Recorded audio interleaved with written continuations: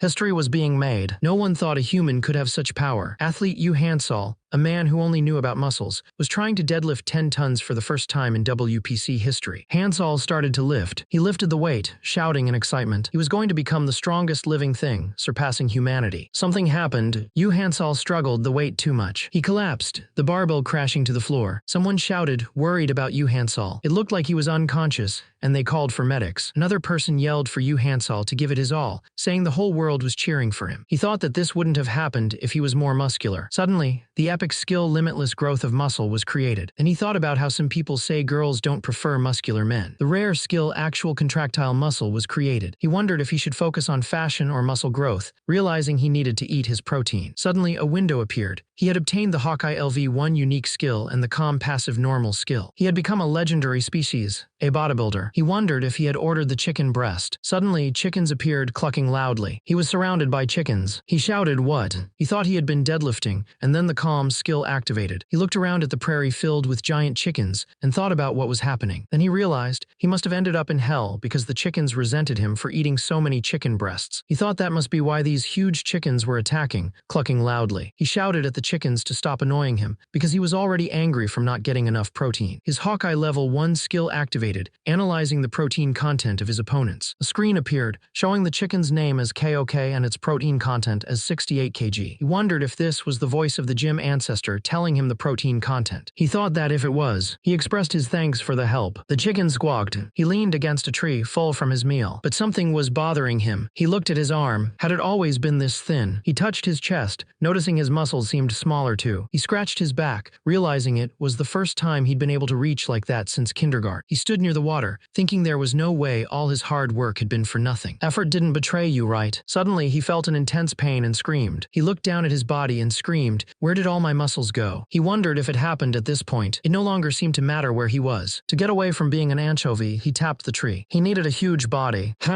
He started doing log squats. Then a message appeared, performance up. Shift to jumping squat.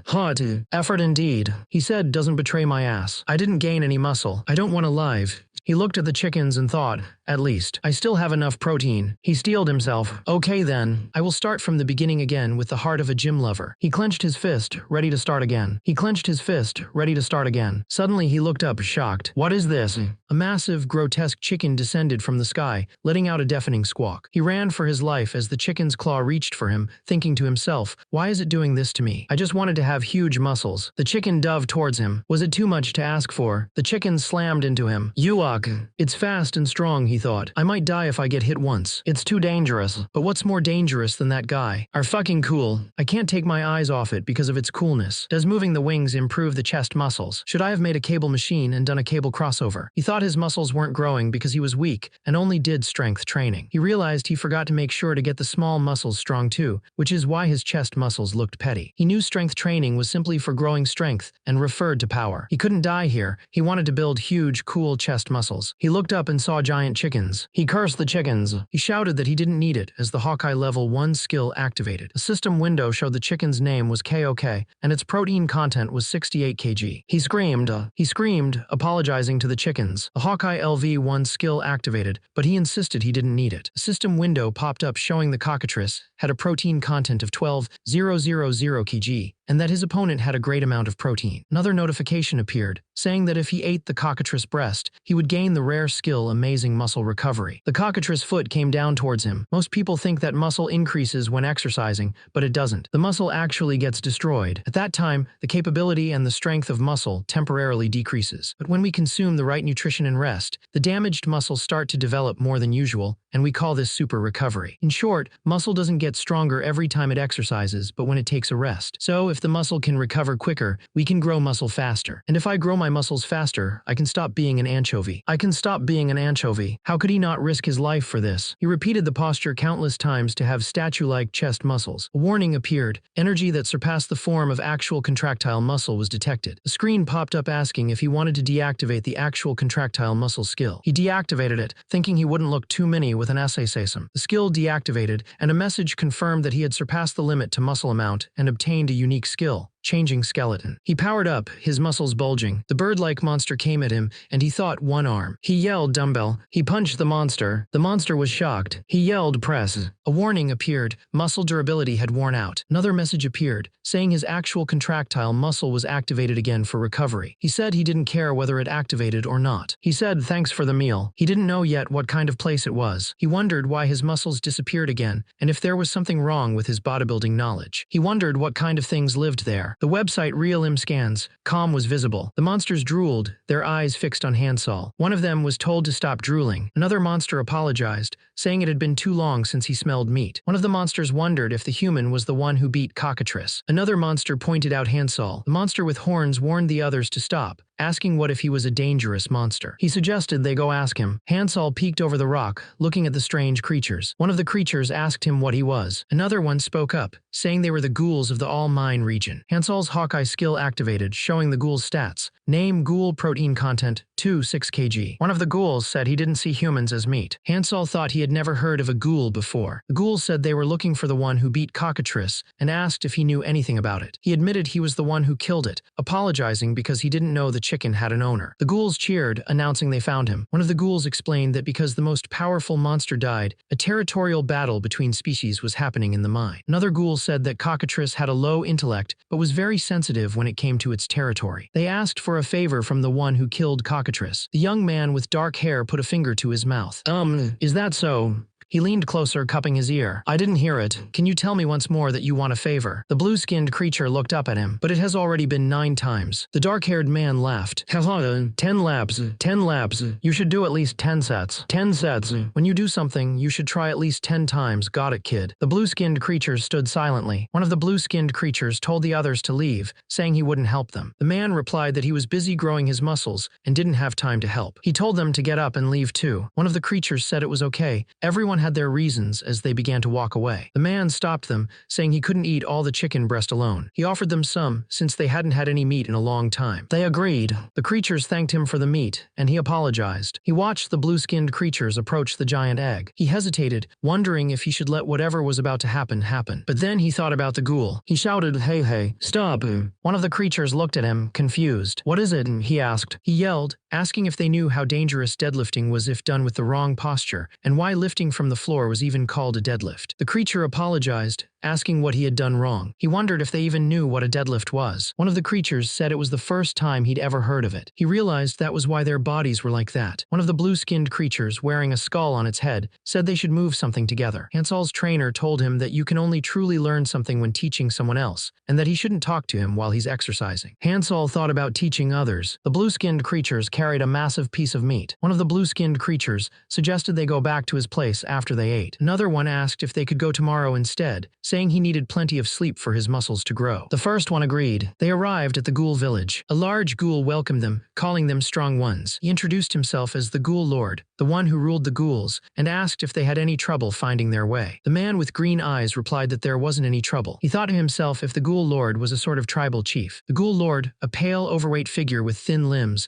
sat on his throne. He was glad to hear that there was no trouble. He thanked the man with green eyes for the gift. The Ghoul Lord said that he also ordered the others to take the rest of the meat, but it would take a while for them to bring it. The Ghoul Lord laughed, asking if he was worried about those lowly beings. The Ghoul Lord said that they got in some trouble because he killed Cockatrice. The Ghoul Lord explained that they were the weakest in Ollie Mine. He said that his species was weak in a physical fight and couldn't use skills except for him, so they ate rotten corpses. The boy with green eyes, hearing about skills, asked what they were, saying he thought he heard about them in his head. The Ghoul Lord was surprised and asked if he was kidding. The boy replied that he wasn't. He ordered his men to bring him the bastards that brought the boy there. The Monster Lord ordered his men to make them kneel before him. One of the kneeling creatures asked why he had called for them. The Monster Lord said they might not be aware of their sin. He then ordered his men to bring him that. He explained that being loyal to a strong monster was a divine rule followed by monsters for a very long time. The large monster loomed over the villagers. He swung his club down, shouting that they would pay with their lives for deceiving him. The club came crashing down. Suddenly, someone asked what he thought he was doing. A man stood up to the monster, asking if wasting people's time and harassing the weak was the culture of the village. The monster glared at the man and demanded, "Tell me, you bastard." The monster wondered if he hadn't used his strength correctly, or if his skill hadn't activated. The man realized he must not have used his skill or his strength. There was no way such a weak mob could have blocked his attack otherwise. The monster sneered, saying he'd show the man exactly what a skill was. The monster revealed his skill, Heavy Blunt, could multiply the weight of an object by 2 to 10 times. The man looked shocked, thinking about multiplying weights. The monster grinned, "Since I have a lot of mana, I can multiply it by as much as 4 times. That is so awesome. Do you think would happen if we multiplied the weight of this 32 kg bat by 4 and paired it up with my monstrous swinging speed? What would happen if we waste less time adding 1 more disc after 1 set?" The monster's skill activated, Heavy Blunt X4.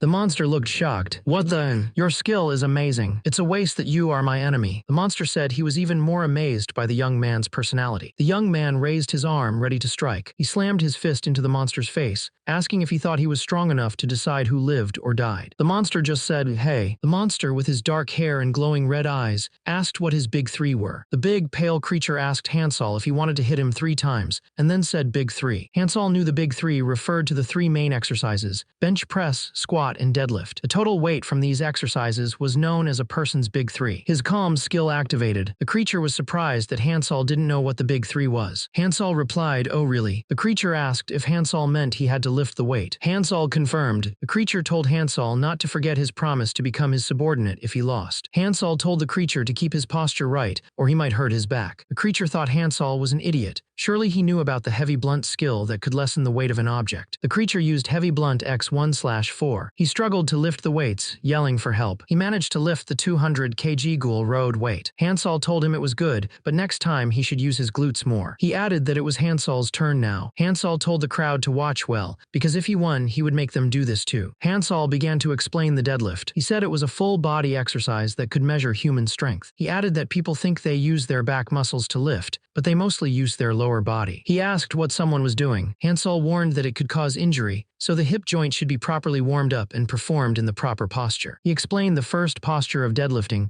was to stand straight with feet shoulder-width apart. Next, he said to open your chest and straighten your posture by applying strength to your back, lower back, core, and buttocks. He showed how to lift the weight up. The purple monster told him to make sure the barbell reached his knee level, but then he grabbed the barbell himself and said, "Let's see if you can lift this too." The man's eyes glowed red. He grabbed the barbell. With a yell, he was sent flying out of the building. He thought that he had failed to control his strength. He apologized, guessing they would have to make another barbell. He was confused. After the Ghoul Lord lost the 3rd round, he started to obey him really well. After talking with the Ghoul Lord, he learned a few things. Surprisingly, this place was a different world from the one he was born in. There was a legend that people who came to this world could return to their own. He thought they would call him an anchovy if he went back in his current state, so he decided to postpone that for now. This world, named Latia, had a strong concept where the strong ate the weak. Because of this, the Ghoul Lord promised to be loyal to him. He said it was confusing, so he would call him guard. The Ghoul Lord agreed. They arrived at a place where warriors trained. Seeing their bodies, he expected it to be bad, but they were at the ghouls' training ground. He didn't expect there to be so many of them. One of the trainers asked what kind of training they had been doing. The other trainer apologized, saying they didn't know about such things. The main trainer told them to forget it, saying first-class trainers could make their own training machines anyway. He shouted at the ghouls to gather in 5 rows. The ghouls lined up. He told them he had heard that ghouls were the weakest, but they lived on by eating the leftover food of other monsters. He declared that teamwork, information about the opponent, and speed weren't important. What they needed was a strong body. He told them that for the next 3 months, he would train them to become warriors. The ghouls wondered if 3 months was all it would take. They were happy, saying that they wouldn't be looked down on anymore. He asked if they liked that. The trainees looked confused. One of them asked what a front-leaning rest position was. The drill instructor yelled at them to drop down. The trainees struggled to get into position. One of them asked if he was doing it right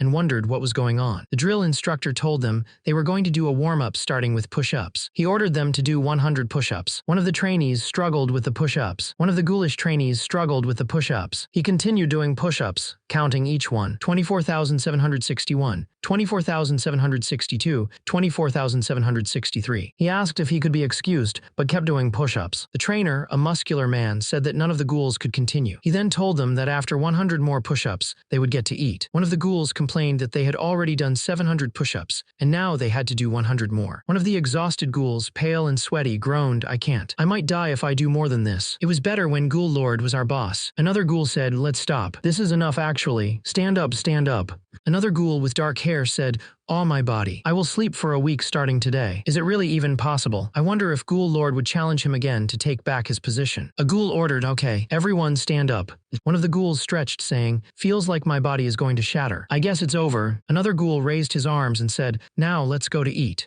He roared, because you guys have such a mentality, you are being called the weakest. He asked, are you really fine with being called the weakest ones? He declared, this place is wilderness. Only the strongest survive in the wilderness. He yelled, are you going to live as the weak ones who only run away when your friends, loved ones, and family members get killed? He continued, if you are that kind of trash, get out. I am the one who refuses to train you. He clenched his fist and said, but for the guys who stay here and continue to do push-ups, I will give you muscles that can protect what's important. Trust me.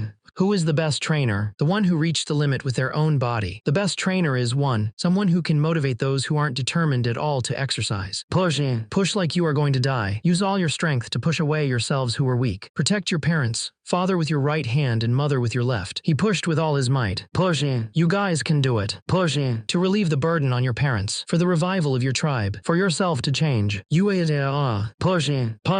just a little motivation, the ghouls stopped complaining because Hansol was right. Hansol didn't seem to realize he had such a skill, but a trainer skill was leveling up. He had completed the condition. 7-5. The lizardmen marched through the forest. One lizardman asked if they were on the right path to the ghoul village. Another confirmed they were, and that there was a ghoul village there. One of the lizardmen suggested they arrange their formation before attacking. Another lizardman scoffed, asking if they really needed to do that against some ghouls, and ordered them to just attack. The lizardmen declared that they, the lizardmen, would take this place as their first colony. Kia charged forward. Someone pointed out the approaching lizardmen, noting their fine rectus femoris. A voice shouted, bench press group, open your chests. Another voice yelled, breathe in and put force on your stomach. Then came the order to force their sphincters. They were told to watch their opponents. The lizardmen approached with their spears. The lizardman cried out, wondering who had attacked him. A man said it was the ghoul monsters. He added that they weren't the weakest anymore. The monsters screamed as they were being attacked. One of the lizard-like monsters started to sweat, realizing that they were about to be annihilated. Lizard monster could feel the strong power of mana coming from the ghoul lord, and he knew that the ghoul lord must be their boss. But he still thought that he couldn't lose to a ghoul. Lizard monster shouted at the ghoul lord, telling him not to hide behind his subordinates like a coward, and to come out forward. The lizard monster demanded they finish this with a one-on-one battle. The ghoul lord asked Hansol what he was going to do. Hansol didn't respond. When he was young, he had raised an iguana, a rare species called a sea crocodile. It always drooled, wanting to play. It had a powerful bite force. The sea crocodile had a bite force of nearly 700 psi, a power that weighed over 2 tons. Despite its powerful bite force, it couldn't puncture Hansol's trained muscles. He thought,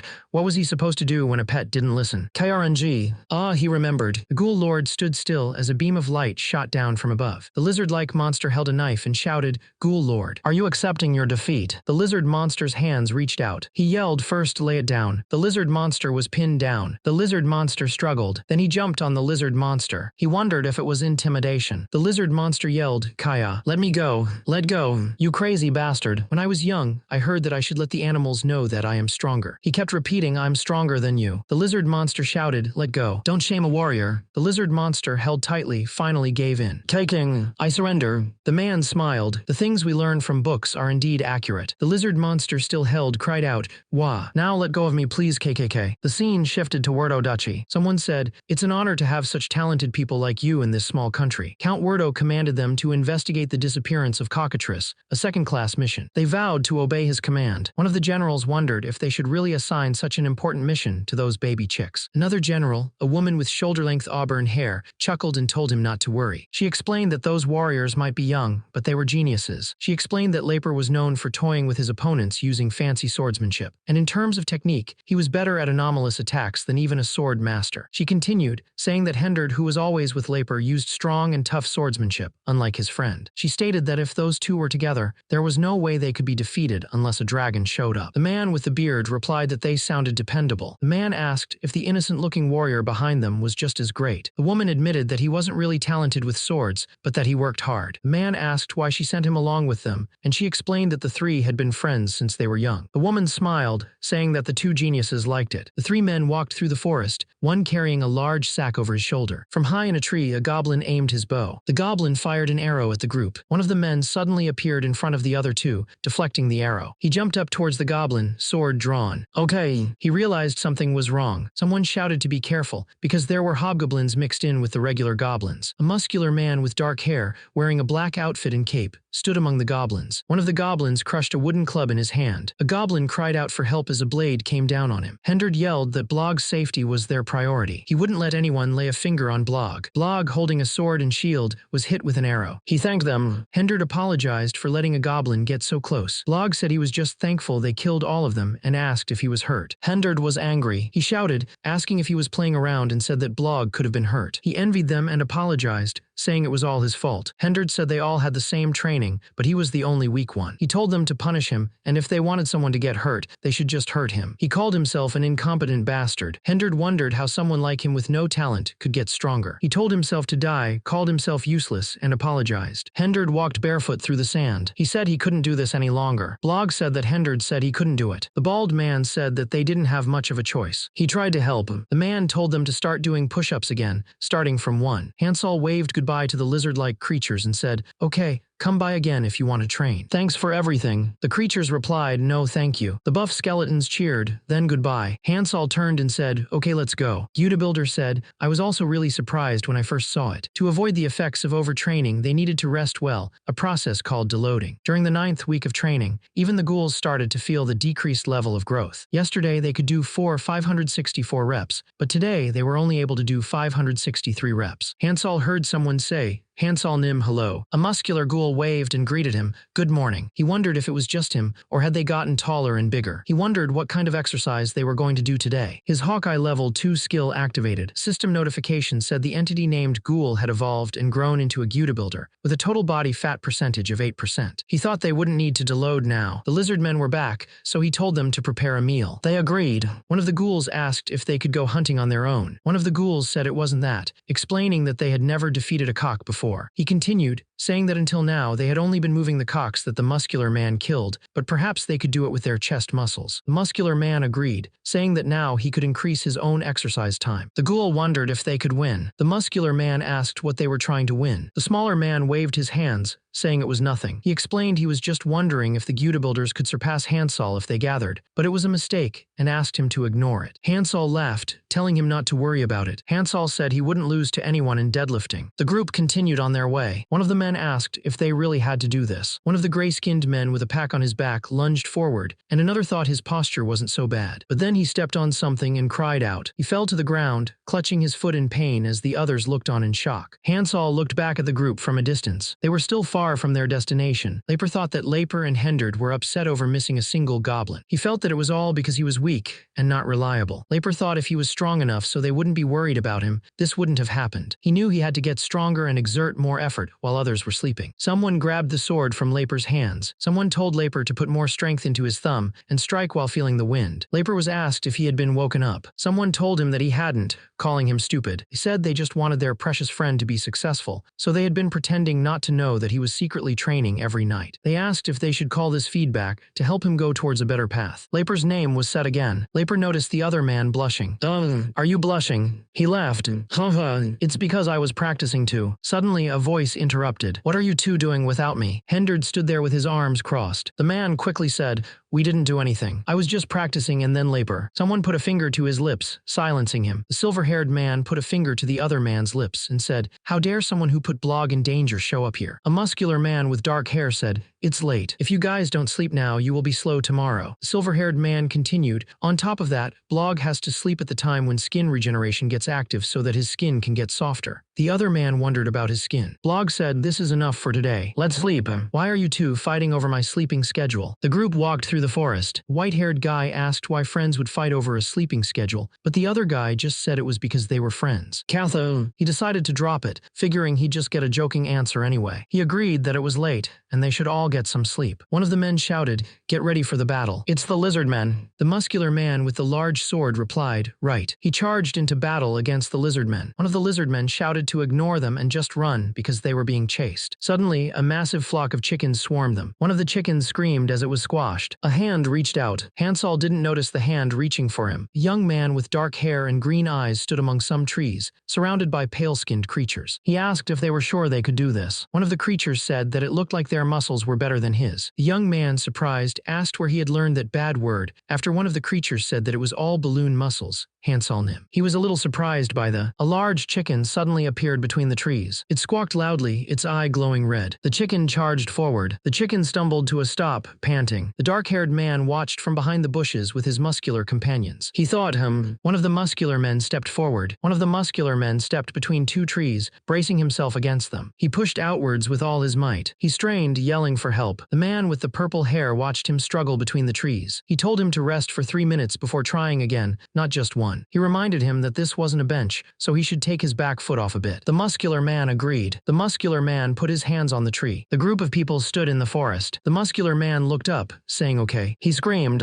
He continued to scream. He told them to come out. One of them agreed. He explained that bench presses were efficient, multi-joint exercises. One of the pale-skinned creatures said it couldn't be done, but another said it had deep roots. He wondered how even their fast-twitch muscles, trained with push-ups, could have changed them. He looked around, confused. How? The chickens clucked loudly.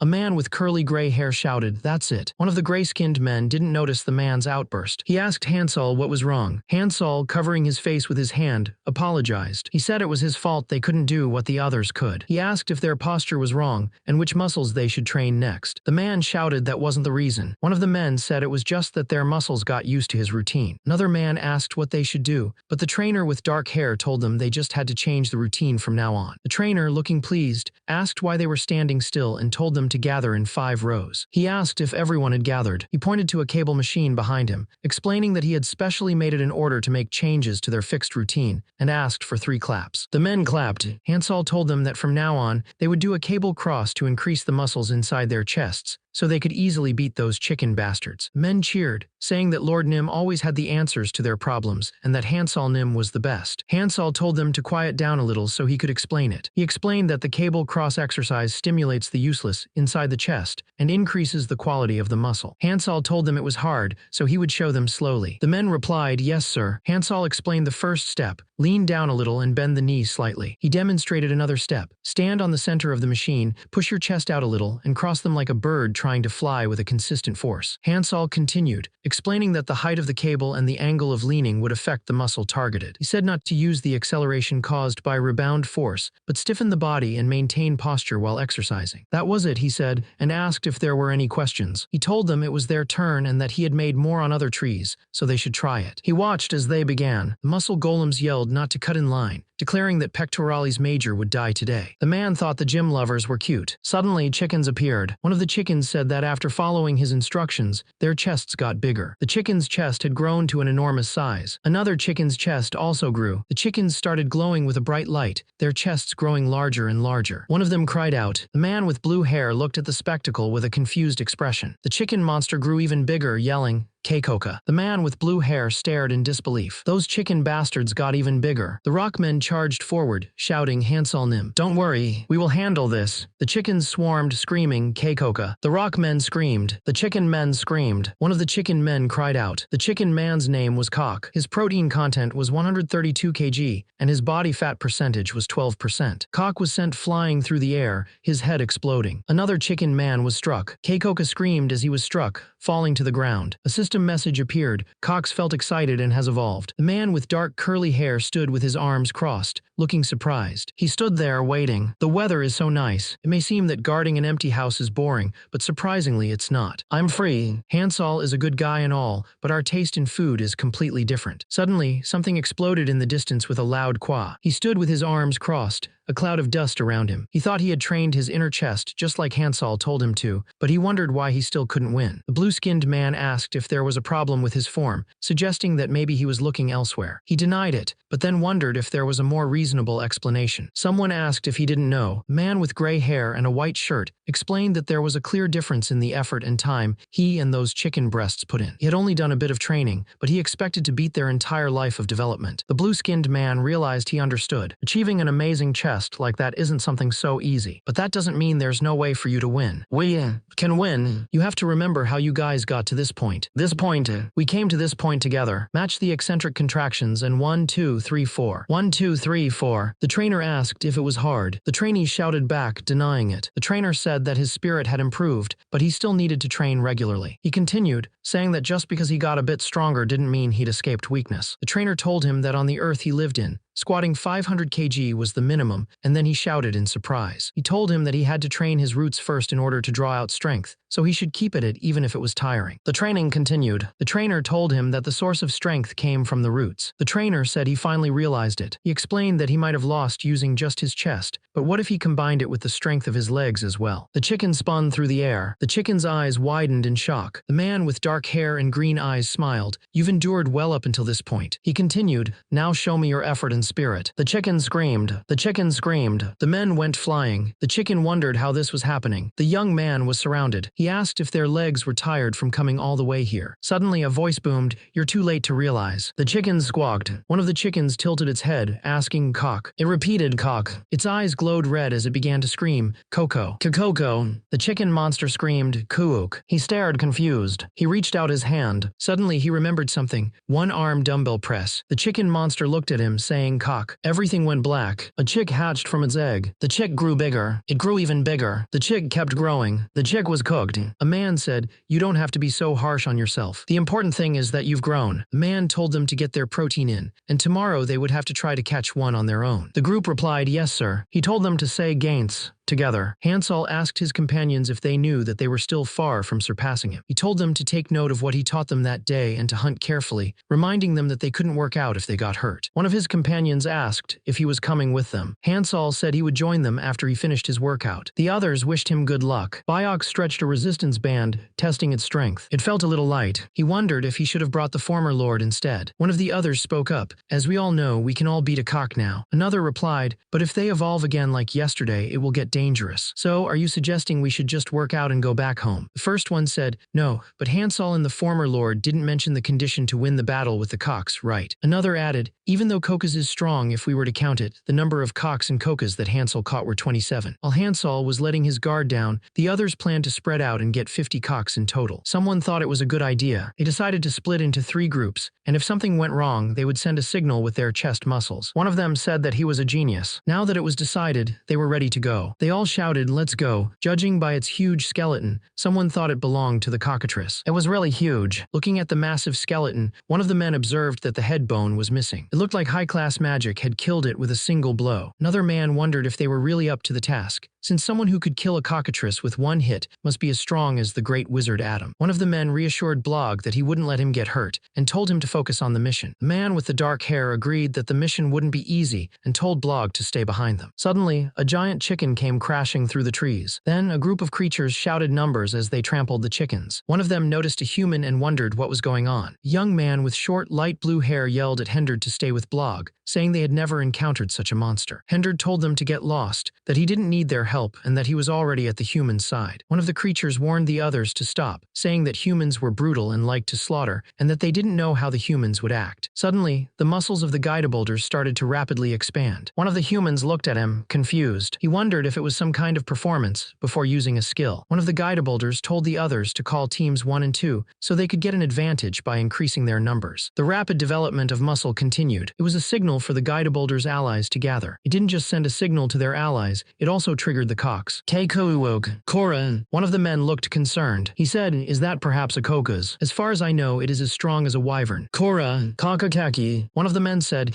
yeah, we are doomed. I think we are screwed. The monsters looked up in shock, realizing that the Team 2 and Team 3 leaders had arrived. One of the leaders asked, we aren't late, right? Another leader replied, of course not. One of the leaders asked, friends, are you ready? The other leader responded, of course. He prepared to use the secret technique he learned from Hansol. He focused. He struggled to lift the weight, grunting with effort. Someone told him to watch his posture. The person added that it was right to get assistance when you can't perform it in the right posture, and that he was doing well. He wondered what they should do if they wanted to really feel their own strength safely. They performed an accessory muscle bench press. Someone shouted not to think about the consequences, and to just rip it and gather all their muscle. Then another shouted, Kogok, the cog. One of them yelled to take their chest muscle. Something exploded. With the explosion, the man was still smiling. The man said, it's a success. With this, we can win. He continued, everyone like, this.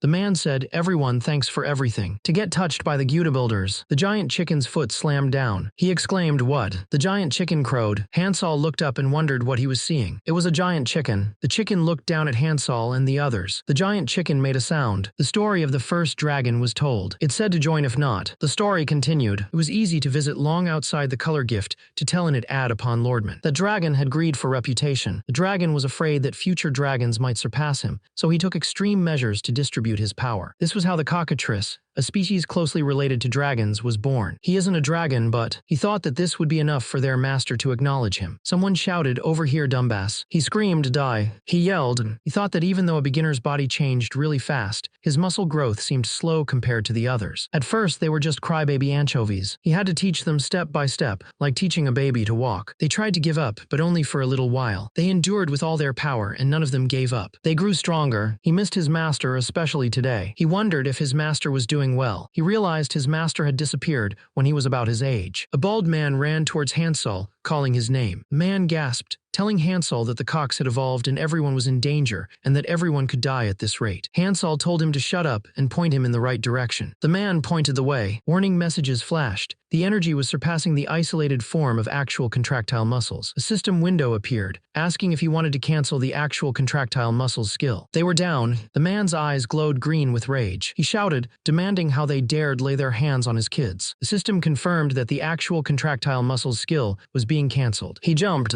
He shot upwards with incredible speed, leaving a crater in the ground. He shot upwards with incredible speed, leaving a crater in the ground. Someone shouted, "You can." Hansol looked up at the sky. The others fought against the giant chicken. Hendard yelled to distract him, "I will aim for the fatal spot." Another voice responded, "Got it." He used his secret technique, spreading sand everywhere. He shouted that he bought them some time with the dirt dust and yelled for them to run away. Another voice screamed that he was an idiot and should have attacked instead of buying time. He asked if he didn't think Laper would be in danger. The giant chicken attacked and Laper yelled. Hendard was sent flying. Someone gave Hendard a thumbs up, saying, "Good job." Laper yelled, "Why is he giving you a thumbs up? Just stop minding me and fight as hard as you can." Laper yelled again, "Laper, Blog is caring for us," he thought, and nice. A flock of giant chickens descended from above. Blog shouted, "No, Blog. We can't win even if we give it our best shot." Okay. Hendard said it might be too late, but another man insisted it wasn't time to give up yet. He was sure he couldn't dodge what was coming. He used the bodybuilder secret technique, BODYBUILDER. He then used the last secret technique. It was a comprehensive auxiliary set. Someone shouted for everyone to hold on and believe in their ally who went to ask Hansol for help. Hansol would definitely arrive before they fell. They had to endure with their belief in their friend. "Kakar, are you all right? Kakari, Kakarik, if not over there, he's right on time. Kyuga, Han, we believed in you, Hansol." "What?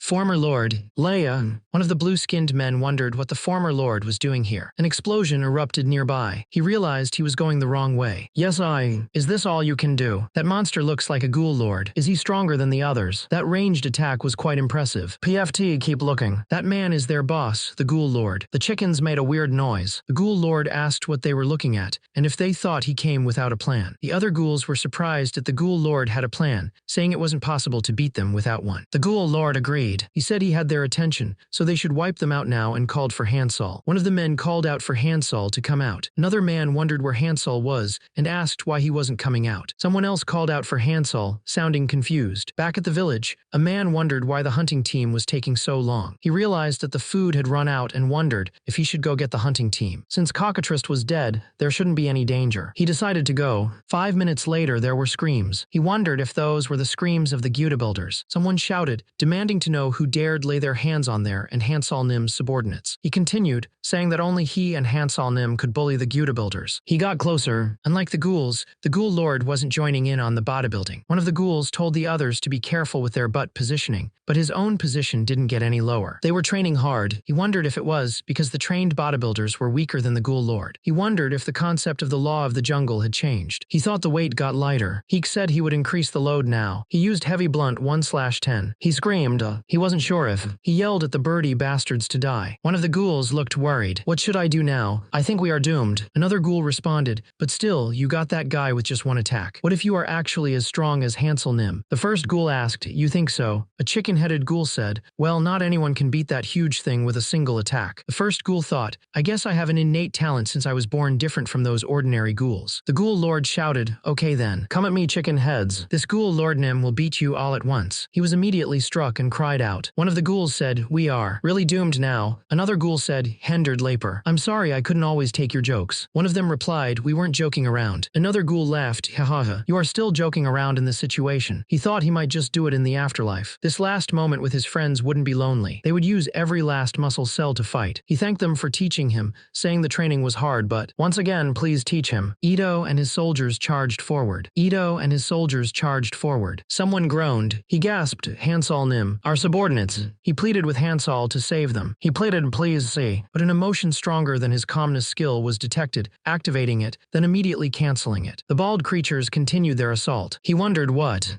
He watched the large group of chickens and wondered where they were going. He started running. A green system window appeared. Skill calmness is activated. It said, ancestors, you can stop. The chickens made noises. He felt calmer than ever. A blue system window appeared. An emotion that hugely surpasses the skill calmness is detected. The ground vibrated. The vibrations in their chests meant Hansol was here. One of the men asked who Hansol was. Another replied that Hansol was their master and leader, and that he had the most sensitive muscle tissue of anyone. It was useless to explain with words. He would see him personally. One of them told him not to be like that and to summarize it for him. So basically, he's you Hansol, their new ghoul lord. The chickens started crowing, kakarik. One of the chickens attacked. Hansol thought to himself, one-arm dumbbell press. The chicken cried out, kakiak. Then with a kakuk, it crashed to the ground. Another chicken shouted, kakakarik. A chicken foot came down with immense force. The chicken descended. The giant chicken pressed down on him. Military press. He looked up at it, terrified. Kak. The chicken squashed him. -1, 2, 3, 4, kakak. The chicken screamed, kakakarik. He thought about the first time he was in the tower.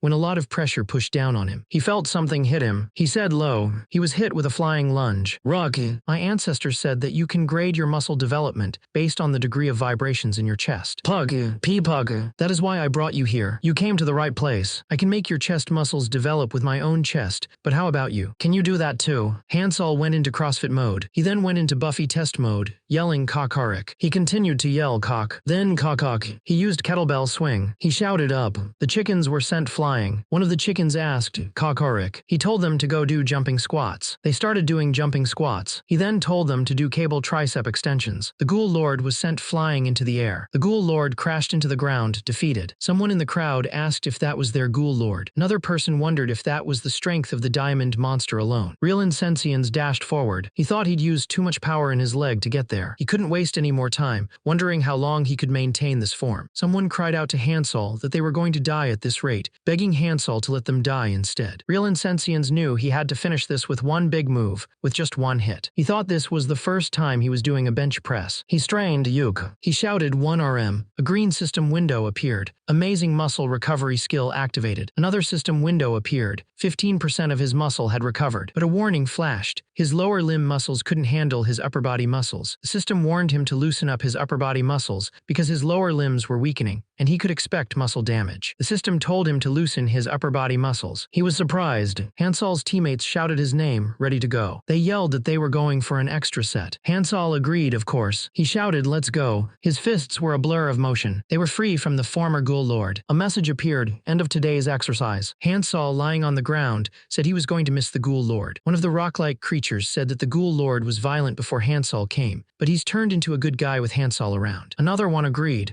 saying that he even killed that deadly kick. Hansol asked who was going to help him stand. One of the creatures thanked Hansol for his hard work. Hansol thought he would kill them all when they got back. The creatures approached him. One of them said he had taken a nap before coming because he wasn't feeling well. He asked what was wrong. Hansol panicked. He told them not to come closer, saying they were all scary. He shouted for them to stop and threatened to kill them. The creatures welcomed him as the ghoul lord. This was the Wordo Duchy. Inside a castle, a man with a gray beard stood with his back to the fireplace. One of his men was kneeling before him. A woman with short red hair stood nearby. The man asked if it was true that he defeated all the cockarizes by himself. The kneeling man confirmed it. Then, the man asked if he was the same kid who killed the cockatrice. The kneeling man said he believed so. The man was the Lord of Wordo Duchy, Count Wordo. The Count thought that the ghoul lord monster itself was not a threat, but the kid definitely was dangerous. He knew that they would never know when they were going to show their fangs. lungs. The Count knew he had to think carefully about how he was going to deal with him. He then asked where Blog was. The man gasped, struggling to speak. Someone asked what they were doing. A man shouted,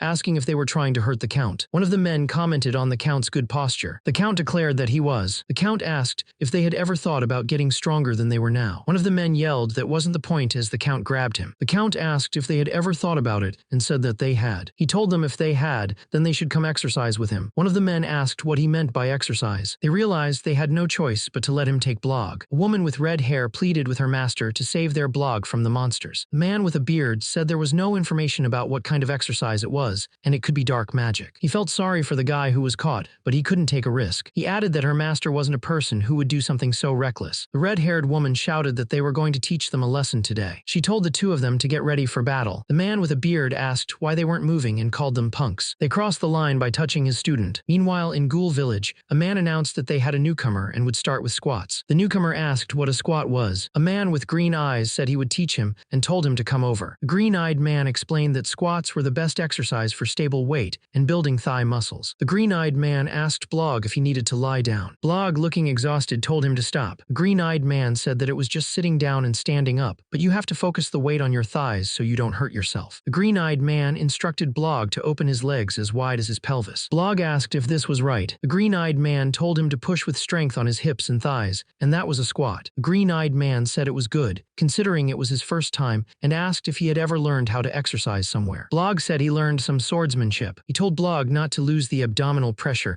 and asked him to raise his arms, saying he was going to put a barbell on top of them. Blog said it was heavy. The trainer yelled at him not to mess up his posture and to squat. He kept yelling at him to squat. The trainer kept yelling at him to squat. Okay. The trainer watched the man doing squats with a heavy barbell. He was impressed that he could maintain his posture. He counted 1, 2, 3, 4. He thought his eyes weren't wrong. That's what powerlifting is. The trainer asked Blog if he followed him because he wanted to be stronger. He answered yes. He wanted to be strong like his friends. Hansol told him that he couldn't be strong like his friends. Blog asked if that was so. Blog admitted that he knew he couldn't keep up with a genius, no matter how hard he tried. He said he was thankful to Hansol, because if Hansol taught him, at least he could stand on his own 2 feet. He asked what Hansol was saying. Hansol told him that he'd be strong in other ways, strong enough to protect his friends. Hansol said that Blog had a rare talent in him. Someone yelled at him not to cry, or he'd lose his muscles. A system window appeared. Conditions fulfilled. His Hawkeye skill upgraded to level 3. Someone asked Hansol why he brought those baby cocks. A man with gray hair and green eyes holding the baby cocks explained that it was okay to hunt them, but they couldn't do it recklessly or else there wouldn't be any cocks left. He said they needed to prevent the cocks from becoming extinct. A large, one-eyed man holding the cocks said that they grow up fast, so raising them wouldn't be a problem. The same large man said that not many monsters could defeat the cocks in Ollie Mine. He continued, saying that for now they were stronger than the baby cocks, but if they evolved, none of them except Hansol could defeat them. The gray-haired man asked if that was true. The gray-skinned man with the eye patch didn't say anything. The dark-haired man with the green eyes asked if that was true. The gray-skinned man stammered, saying that it wasn't like that and that they probably could. The dark-haired man asked why he was underestimating his own kind, saying he was almost disappointed. The gray-skinned man apologized. At the ghoul training ground, the ghouls were training with weights. A voice told them to use their femoral muscle to maintain the weight, counting 1, 2, 3, 4. The voice told them to go up again, counting 1, 2, 3, 4. He clasped his hands. Heavy blunt 1 out of 10. The strange being asked if he was ready. He yelled that he was ready to do it. The being said, all right, here we go. Heavy blunt times 2. Yudu screamed, come on, you can do it.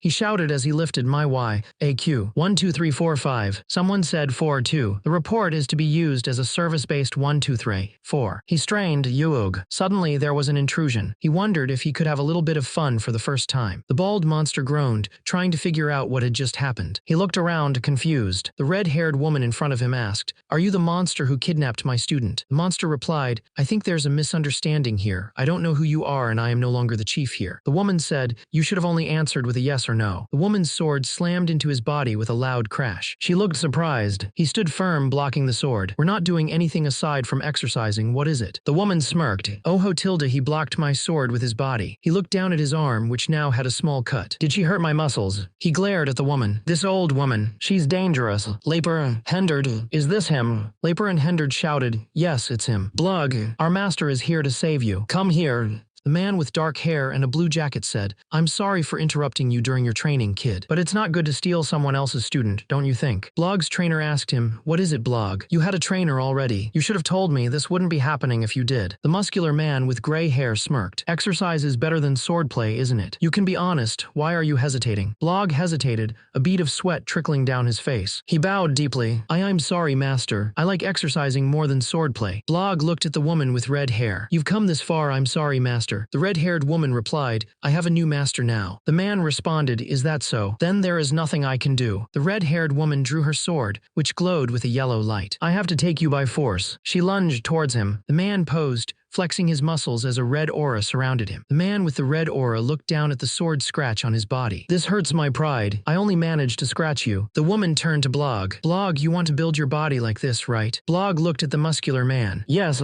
master. He's so cool." The woman smirked. "Then let's do it this way. This boy and I will compete, and the winner will have the right to take you." The muscular man raised an eyebrow. "The winner's martial arts are superior, right?" He grinned. "You might not know this, but exercising is not a martial art. It's training and building your own body." She brought up the cockatrice. "I heard that you killed a cockatrice. Didn't you use your exercise for that?" He said that it was to get the protein, and that everything he did was for his own survival. She asked if exercise was useless in combat. He was shocked by what she said. She asked why he was so angry and if it hurt his pride. She questioned the point of building his body if he couldn't fight. She said that, in other words, it was trash. He was about to say something. The muscular man, surrounded by a red aura, said, "I'll show you what exercise is for." A green system window appeared. The actual compression muscle, KOK's leg mode, has been activated. One of the creatures wondered who was stronger, Hansol or the woman. Another creature told him to look at their sizes and think about the answer. The first creature said not to judge by size alone, because the woman was one of the 10 strongest people on the continent. Active story is crazy, but you know what sucks? Waiting a week for the next chapter. Stop waiting and get the Dungeon Crawler Carl audiobook for completely free on Amazon. It is the highest rated series I have ever seen. With over 180,000 positive reviews, it has everything we love. Dungeons, systems, and a crazy talking cat. And the best part, it usually costs $25, but you get it for free. And it is yours to keep forever. Click the Amazon link in the description to start listening. Activating his Hawkeye LV3 skill, Hansol saw her species and job, human swordmaster. Her stats appeared. Weight 67, 2 skeletal muscle mass 32, 7 body fat mass 9, 2 body fat percentage 13, 6%. Hansol wondered how she'd managed to wound him with so little muscle mass. He couldn't believe that a sword could cut his muscle. The muscular man, lying on the ground, asked the short-haired woman in the blue jacket, "Alien, what is this martial art that you are teaching?" The woman's eyes narrowed. "The swordsmanship that I teach is." She moved with blinding speed. The man thought, "So strong." The woman finished, "A martial art that can cut my enemies into pieces using Kai." The muscular man declared he would teach her several things as her elder. Ellie, with short dark hair and a blue uniform, demanded to know what he was saying. The man explained that he called her an alien, even though she looked human, because the mana around her body was red. Ellie shouted that she didn't care. He sent her flying. "The closer you are to the bloodline of demons, the redder the color of mana. And the way you fight, there's no technique that changes the shape of the body among humans. Power leg press." The leg press sent Rilo flying. "The more you put effort into your body, the more it changes. You don't even have that much common sense. That is why it's only possible for aliens like you." He said that humans are only supposed to use Kai mana like that. His combat skill was a mountain of swords and a forest of sabers. He used it to fill up what they lack and fight. His opponent screamed. He asked if he understood now that martial art was just trash for human beings. A woman with short burgundy hair, wearing a blue military-style jacket, stood over her defeated opponent. "Besides, with such puny martial art, how can you beat a sword technique that is meant to completely eliminate the enemy?" The man on the ground was stunned. "Are those opponents stagnated?" "What?" He wondered how strong the opponents he had met until now would get the next day. The woman scoffed. "Why do I have to think about that?" She added, "There is no way my opponents can survive to get any stronger." She prepared her combat skill, a mountain of swords and a forest of sabers. He posed, showing off his front double biceps. He shouted, "We, the people who work out in the gym, will always beat the people who have gotten stronger than us the very next day." He yelled 10 reps. His muscles bulged as he powered up. Blog was eating when someone called out to him, "Blog, can we have a word with you?" Leper and Hendard stood together. Leper asked, "Hendard, are you ready?" Hendard replied, "Sorry. After thinking that it would be hard to see you again, we went to our master." Leper continued, "We know that you will hate us more if we do this, but like an idiot." Blog looked up confused. "What do you mean? Why would I hate you guys?" One of the men said that Blog had left because they were pressuring him. Blog looked at him and said that wasn't true. He had stayed to learn from Hansol and would return to their town after. The man looked relieved and asked if that was true. Another one asked what martial art Blog was going to learn and said they wanted to know as well. Blog said he didn't know much since he hadn't been training for very long, but told them to come with him. He asked the former lord to help them. The former lord said he would. The former lord asked if anyone remembered what the master said was most important when learning swordsmanship. One of the trainees with short blonde hair shouted that it was the lower body. The former lord said that was correct, and for their next exercise they would use their whole lower body, especially their quadriceps, with an exercise called squats. He then said that Hansol told them to learn the posture first to be safe, but if they wanted to have fun. One of the trainees, who was bald with one large eye, asked if it wasn't too dangerous to use weights right away. The former lord smiled and said it was okay, he would assist them. The giant stone hand counted 1, 2, 3, 4. The hand continued counting 1, 2, 3, 4, 5. The man with the red hair looked up, asking why the giant was retracting his strength. The giant stone figure replied that he wasn't retracting strength, but gathering it. He called it contraction and elongation. Laper and Hendard moaned. The man with the red hair counted 1, 2, 3, 4. The muscular man squatted, forcing the smaller man to do the same. Me too, he grunted. A woman with short, dark red hair watched with wide eyes. Wait, time out. What? Is that training? A dark silhouette of a man explained that it was a forced repetitive squat, part of the training, but they might get hurt doing that. The woman grinned, saying it was training in their training programs. A man with short, dark hair asked what they saw from the workout. A man with reddish-brown hair grinned, saying he was able to peek at the happiness of those sweaty men and their hot, sticky passion. Two muscular arms clasped hands in a show of unity through workout. Hansol was surprised. The red-haired woman on horseback said, "Your arm muscles are no joke. What kind of exercise have you been doing? Haha, are you curious about that?" Hansol, with a big smile, replied, "Okay, I'll tell you." The woman said, "Actually, it's no big deal because my job is to swing a sword all day. You think I'm trained, but I'm curious about something." She asked, "Is it okay to teach you your own advanced training method without paying like this?" Hansol replied, "The more people who work out, the better it will be, of course, it's okay." Someone asked why he thought that way. Hansol replied that gyms would be everywhere, and people could work out more effectively by studying various exercise methods like pilates, bodybuilding, rehabilitation exercise, and CrossFit. He wanted the culture of health to spread all over the world of Lisha. The person on the horse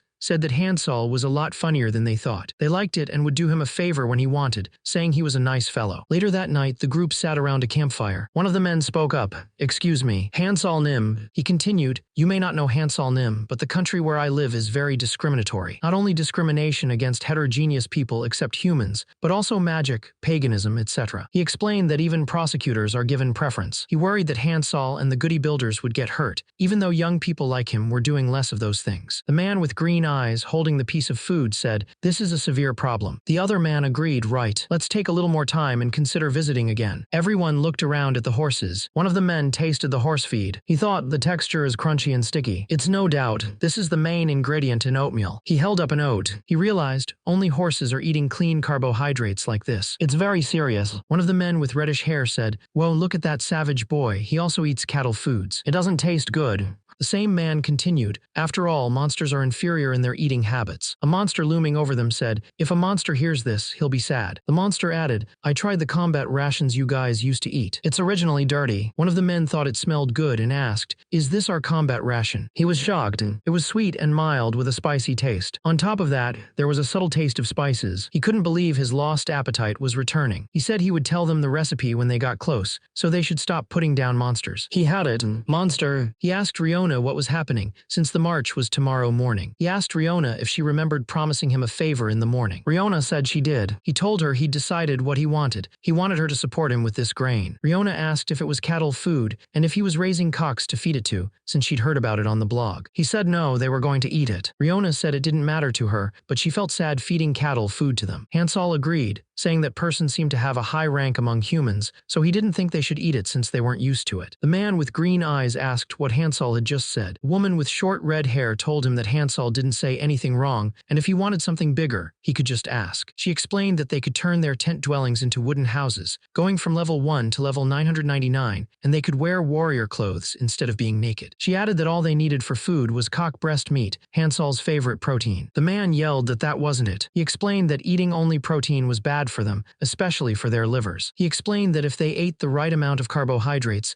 glycogen would be produced, which would help them generate muscle power. He added that oats, in particular, were a complex carbohydrate that digested slowly and lasted a long time. He asked how there could be a better reward than oats. The other one clenched his fist. He was impressed. The crowd wondered what the secret ingredient was that would allow him to face MS Riona, chanting about muscle growth, Gly, and Kojin. One man said he couldn't stand losing to monsters and suggested they eat it too. Another man pointed out that Blog was eating it, so they should also try it. He looked shocked. They all began eating it. They all tried the food, but someone shouted that it wasn't good. One of them spit it out, saying it wasn't good. Heo said it had a chewy texture and was quite tasty. Someone else thought that he even had a talent for eating, and he'd get stronger soon because he was stimulated. Hansol's companion, a woman with short red hair, told him she didn't understand what he was saying, but he seemed satisfied. A woman said she would actively produce the amount to satisfy his conditions. Hansol seemed pleased, saying it wasn't a loss for them. Suddenly, a voice from the castle walls announced that General Riona was returning and ordered the doors to be opened. The gates opened, and Riona rode through on horseback. Hansol's companion, a man with short dark hair, reminded him, "Hansol, you remember what I said, right?" The man continued, "It's the country of weirdos." He finished, "A discriminating country." The people around them were staring. Someone told Hansol to strike a pose. A man with curly blue hair and a white shirt said they were being watched because they had nice bodies. Hansol wondered if that was really the reason. Another man said that wasn't the reason at all. He wondered why he liked these monsters. At Werdo Castle, a man asked if he was going to teach her how to work out. The man with the gray beard asked if that was the pay for the livestock. The other man, holding a small piece of grain, said that it wasn't livestock. It was oats, like oatmeal for a meal. The gray-bearded man thought he was impolite. He told him that it was his general's request to bring the special monster to the castle. He added that if it wasn't for their request, he wouldn't have let him step a single foot there. The woman with the maroon hair thanked him for his kindness. The man roared, "That's why." The man sitting on the throne said, "Don't cause any trouble, just teach our soldier how to work out and leave quietly." The blue-haired man replied, "Ah, that's right, if you're done with your work and want to learn it as well, I'll be your PT." The man on the throne said, "Let's do it like that." The man on the throne looked down at them and thought, "You impudent." The man on the throne sat in silence. The man thought the general was so popular that he was worried about how to change the public sentiment. He realized this was a good opportunity. He ordered his servant to get the Tuchula mercenaries. He thought the general's guests would show their fangs to him. At the soldier training ground, someone shouted for everyone to stop training. He announced they would have a special training session that day. The man announced that the special instructor General Rion brought to the castle was Yu Hansol, the Ghoul Lord. The soldiers started murmuring, wondering why a monster was going to be their instructor. They called him a Ghoul Lord and questioned if he was even a monster. The man warned them that he knew they didn't like the new instructor, but disobeying his orders would be like going against military law, so they should think carefully. Hansol greeted everyone, introducing himself as the special instructor who would teach them how to work out. Hansol didn't like the way they were looking at him and ordered everyone to get down. One of the soldiers wondered why they were looking at him and told them to do what Hansol said. The muscular soldier ordered the others to get down and stretch out their stomachs. He yelled at them, asking if they weren't going to get down. The soldiers started to get down and do as they were told. One of them wondered what they were doing, hurrying to follow orders. One of the other soldiers thought it was a funny thing to see. Another soldier yelled, asking if everyone was following that monster's orders. The instructor yelled that if the cadet was calling Instructor Hansol a monster, it would be considered saying that to the general. The cadet asked if the instructor thought the monster's order was the general's order. The instructor didn't respond. Another soldier shouted for everyone to get up. He asked if they were going to follow that monster's order and told them to maintain their dignity as humans. One of the soldiers questioned what the problem was, stating that the military's orders were absolute. There were a lot of problems, one soldier said. First, they were humans and wouldn't listen to monsters. Second, the training they called a workout wasn't necessary, as they only needed swordsmanship. And lastly, they didn't want to learn uncivilized monster training. Another soldier told Hansol to wait, saying he could handle this. He said that for the first problem, Blog could teach them on Hansol's behalf, so they wouldn't have a problem. For the second problem, he didn't know if swordsmanship was more practical since he had never compared it. For the last problem, civilized or not, let's compete and find out humans. Are you guys ready? Yes, you brats Tilda. All right, I'll accept the offer. Instruction NIM. This is allowed, right? He held his sword and asked who was on the other side. A group of gray-skinned, muscular figures approached. The swordsman grinned, calling them stupid monsters, and revealed he wasn't a cadet. He declared he would show them the fear of the notorious Tuchula mercenaries, hired directly by the Lord Count. The man yelled, "Die, you monster!" He threw a punch, calling it a one-arm dumbbell press. Someone asked if he was okay and if he was dead. He saw him flinch and was thankful he was still alive. One of the men on the ground said not to be so harsh, asking if they were exercising just to brag. He apologized. Hansol told him to forget it and not to apologize, wondering what they wanted from him. The lead monster told them that since they lost, they would obey him well. Hansol agreed. He jumped into the air, yelling at the monsters not to give them any orders. The blue-skinned monster looked surprised. Then he unleashed a heavy blunt X-10 attack with his hands glowing purple. The man with the sword was caught off guard. The monster shot lasers from his eyes at another man. The laser hit the man. The monster went flying after Hansol tapped it. The monster crashed into a wall, choking. Hansol arrived at the training grounds. A woman with short, red hair greeted him. "Mr. Hansol, how are you?"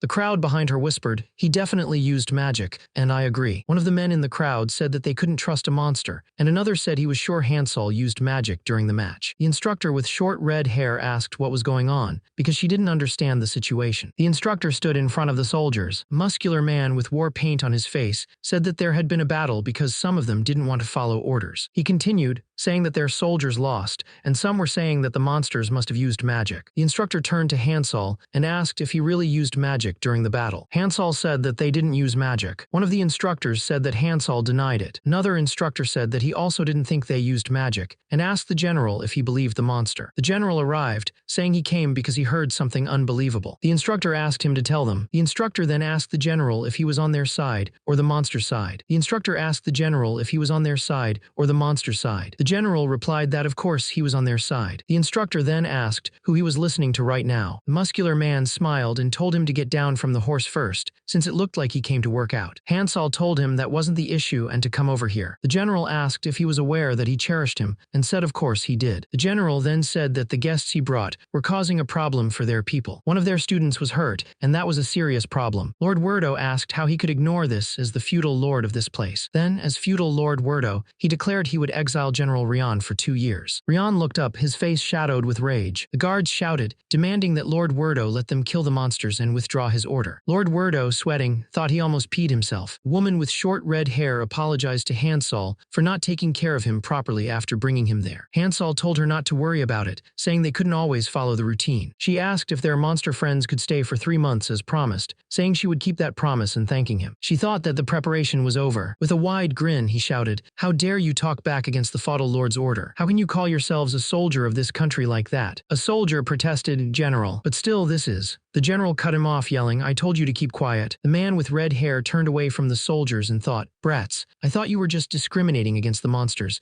but you also know how to talk back to your superiors, huh? I think there is a chance to change." He bowed his head, thinking, "I should step back so that the new seeds will have a chance to sprout." "Thank you, my lord. I will use your order as an excuse to take a rest and come back." The men watched him, wondering how this would change the growing seeds. They wondered if their general was really going to leave. A woman with sharp teeth cackled, wondering what had happened to her. Under the moonlight, a man on the wall hummed, thinking if he kept doing this for a little while longer, he'd have saved enough to quit the dirty jobs. Another man thought about Belle liking flowers and wondered if he should open a flower shop. The man scoffed, then pulled out a pocket watch. "Honey, my daughter, just wait a little longer. Daddy will be there soon." Inside the watch was a picture of his family. Suddenly, he had a vision of his family in a burning building. He gasped in horror. He looked out over the burning town. The man with blue hair said, "Ha Tilder lies, it's been a while, huh?" A hulking, shadowy figure with glowing red eyes loomed over someone on the ground, declaring, "Our hometown is welcoming us so beautifully." The blue-haired man reached out his hand, asking, "Shall we dance, my princess?" Elias, wearing a large hat, stared silently. A gloved hand reached out and gently touched another hand. From atop a cliff overlooking a burning village, a figure asked repeatedly, "Lajay." One of the men said, "Okay, take care, master." The woman with short auburn hair asked the man carrying a sack, "Anyway, Blog, why are you here?" Blog replied, "I don't have any training today, and I heard that they will gather something. I asked if I could accompany you for a while, and he said I can do that." The woman said, "Then let's visit that place. Won't there be a problem if the feudal lord finds out?" She grinned and said, "It's okay, Tilda, do you think I can't do that?" He smiled, "Okay then, I will lead you there." She said,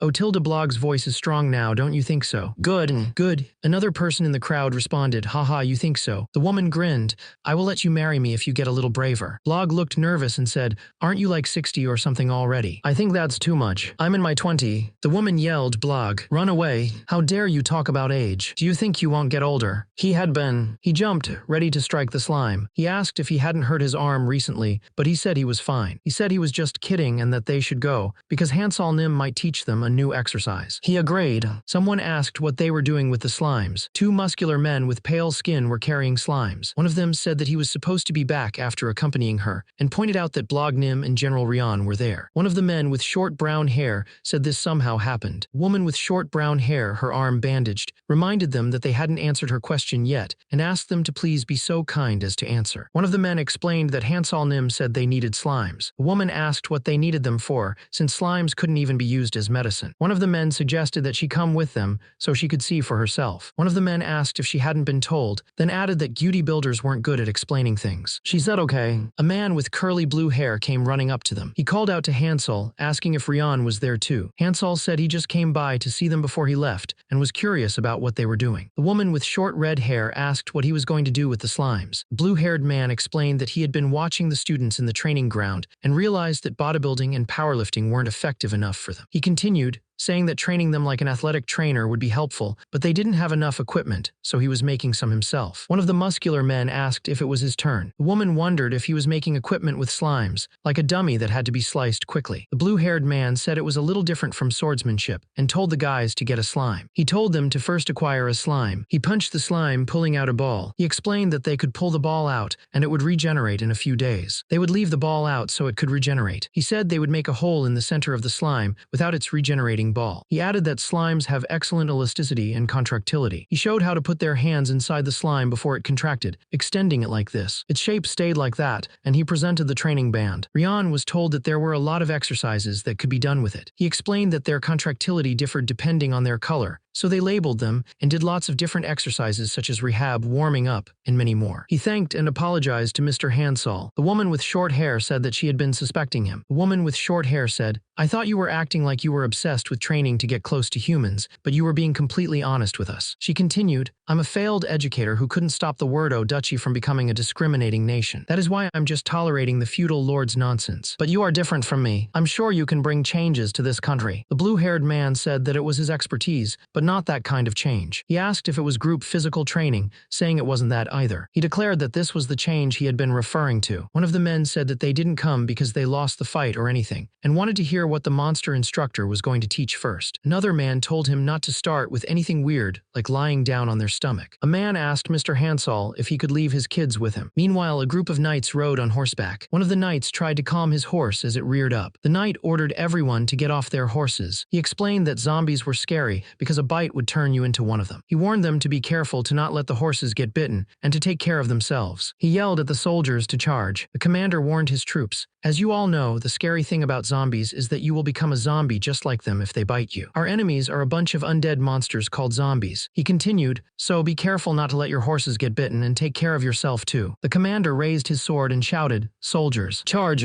The battlefield was chaotic. Buildings were burning and soldiers were fighting zombies everywhere. Hansol stood in the forest with the others. Hansol yelled for Bedorman to wait, worried that Rian might get involved if they showed up right now. But Bedorman just barked, ignoring him. Hansol shouted at the dog, telling him no. He told Bedorman to wait a little longer. A creepy guy with blue hair grinned, saying the zombies were just props. He explained that there's a limit to how much stamina a person can use in a day. That's why they train the muscles they need. A muscular man with a black tank top shouted that they should exercise. The blue-haired guy suggested they do CrossFit instead of bench press. The muscular man looked confused. The blue-haired guy explained that CrossFit, invented by Greg Glassman, is a continuous training method with varied high-intensity functional exercises. He continued, saying that CrossFit trains different parts of the body, requiring them to function in a hexagonal shape. He added that forming groups and quotas would create teamwork and trigger competitiveness, making it the best training for those who don't feel comfortable with each other yet. He announced that he had made a list of each group and told them to ask the muscular man about it, encouraging everyone to do their best. The crowd responded with a loud cheer, ready to start. They began to train. The trainees lifted heavy weights, grunting with each repetition. They practiced sword strikes, more weightlifting, and more sword practice. They practiced their footwork, leaping onto stone platforms. He looked exhausted. A siren blared. A man with dark hair asked what the sound was for. A man with the painted face explained that their feudal lord had been personally raiding zombies as they showed up frequently in the villages around the castle. The sirens were signals asking for backup. Their opponents must be stronger than they expected. Someone shouted at the fourth group to decrease the weight because the core was collapsing. A man praised the soldiers for their good work. According to the scouts' investigation, the enemy base was at the end of the path. The man yelled that they should annihilate them this time to bring peace to their country. The soldiers cheered. He called out to the soldiers. He ordered them to charge. The soldiers yelled as they charged forward. sword. The soldiers charged forward, cutting down zombies. One of the soldiers said to his lord that he was worried they had gone too deep into the horde. Lord replied that it was nonsense because zombies don't have intelligence or tactics, and that all they needed was strength and manpower to beat them. The Lord pointed out that their soldiers were pushing through fine. He yelled at the soldiers not to slow down and to keep going, because war is all about momentum. He commanded them not to stop until they eradicated their opponents. Ben appeared, ready to protest the situation. He said that as he had been watching them, he noticed they didn't know something about war. He told them that they should use a spear and that a sword was just for bragging. The monster screamed, "Attack!" The blue-haired man explained that it was hard for allies to help when someone used a sword, and that the user couldn't stop an opponent charging at them. He asked how that could be considered team play. Ben screamed as he swung his sword. Ben looked back at Wordo, surprised. "How come you still have the same appearance?" Wordo swung his sword. "It's not like you can use your energy just the way you want like General Rion." Ben smirked. "Well, I didn't train my energy for this, but..." Wordo pulled out 3 syringes filled with green liquid. "I did some research." Wordo injected himself with the syringes. A black silhouette appeared on his chest. Wordo's body bulked up, his muscles growing huge. Ben looked up in shock. "Ben, did you perhaps..."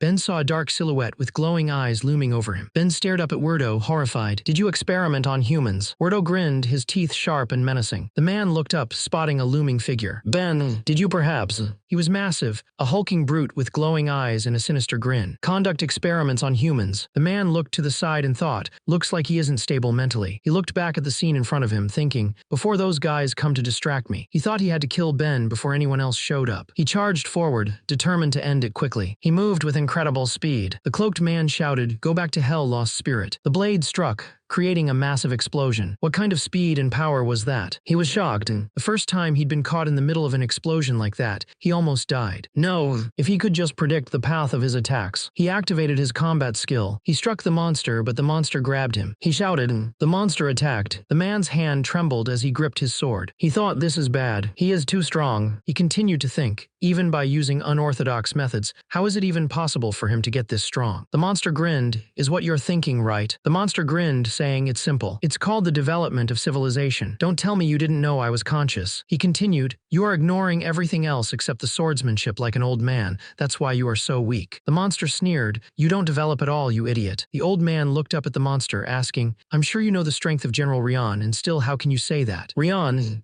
The monster then asked, "But Wordo, don't you know what an average is?" The monster pointed and said, "Look at the current situation." Wordo looked back and asked, "What about it?" The monster asked, "Do you think they are evenly matched?" "No." But the man thought that one person shouldn't be the standard for everyone, because there is always someone who is great at something. Blood splattered as someone screamed. The man couldn't believe his soldiers were losing. The muscular man asked if he seriously didn't acknowledge it even after seeing this. He told Wordo to forget it and just die. A combat skill activated, 9 hidden twin sword. A man with a mustache jumped in front of Wordo, yelling for him to get back and that he would take care of it. Wordo was surprised. Wordo watched the man. He thought that the man only cared for himself. The man with the blue hair yelled at his soldiers to retreat, telling them to run as if their lives depended on it. He told them that they had lost, and to run until they reached their land. He urged them to serve their lord and plan for the future. Ivan charged forward, sword raised, but a massive foot slammed down, crushing him and his sword. A hulking monster wondered if he should chase after the others, but then he decided it was okay to let them go. One of the men with blue hair said that they already knew where their enemies were headed. He added that Wordo was so stupid, he would gather people for them, declaring he would kill them, not knowing he was only helping. A man on horseback was panting, realizing this couldn't be happening. He wondered what they should do to beat those monsters. A large group of people rode horses, wondering how this could be happening. A muscular man with dark hair struggled to lift a massive weight above his head. A man in dark clothes rode a white horse, panting, "This can't be." Someone asked what they should do to beat those monsters. Another person exclaimed, "How the hell?" Hansol was lifting weights, and numbers appeared above him. More numbers appeared above him as he continued to lift. The scene changed to a group of people riding horses. Above it read, 21 Cosetuenus. A man with a gray beard and blue eyes yelled, demanding to know who could report on the absurd situation. A woman with white hair, riding beside him, volunteered. "I can report, sir. I'm Rumi." Rumi reported that of the 400 soldiers,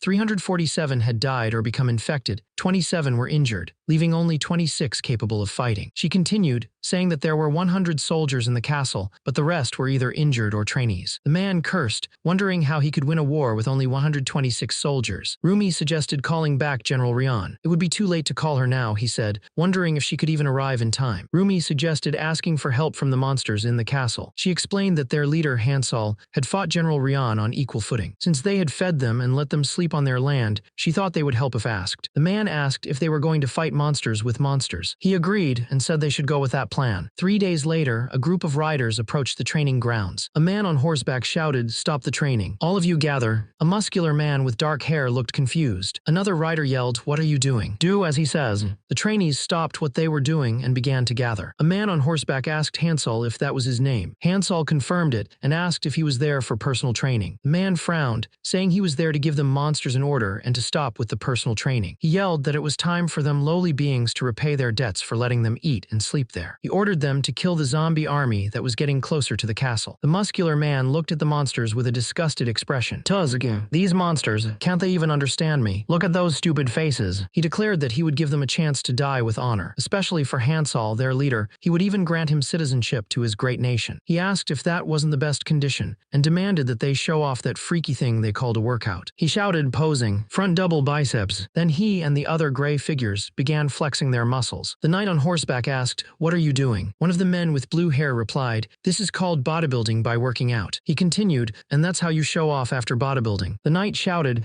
"This isn't the time for jokes. If you won't follow my order right now." He shouted that if they died or got injured, they wouldn't be able to work out. He continued, yelling that they couldn't work out and asking if he would take responsibility for any muscle loss. One of the men admitted he didn't understand what the guy was saying. The muscular man apologized. He said that he sincerely apologized for what he had just said and that he was really sorry. He declared that they should go. He announced that since they were well rested, they would start over from the beginning. The man with the white hair told him that if he tried to convince them again, he should forget it. He hadn't expected them to help from the beginning anyway. He ordered someone to call General Ox. The white-haired man repeated the name, asking if he meant General Ox. He confirmed it, saying that he didn't have a good personality, but he was almost as strong as General Rian. Ladal ordered all the soldiers to gather in front of the castle gates. He declared that they would show the zombies what humans were capable of. The zombies were already at the gates. A muscular man with a white beard and a nose ring looked serious. The town was surrounded by zombies. The large man with a nose ring shouted, "Wait, we got a report that you have a leader with intellect. Don't you want to talk about this?"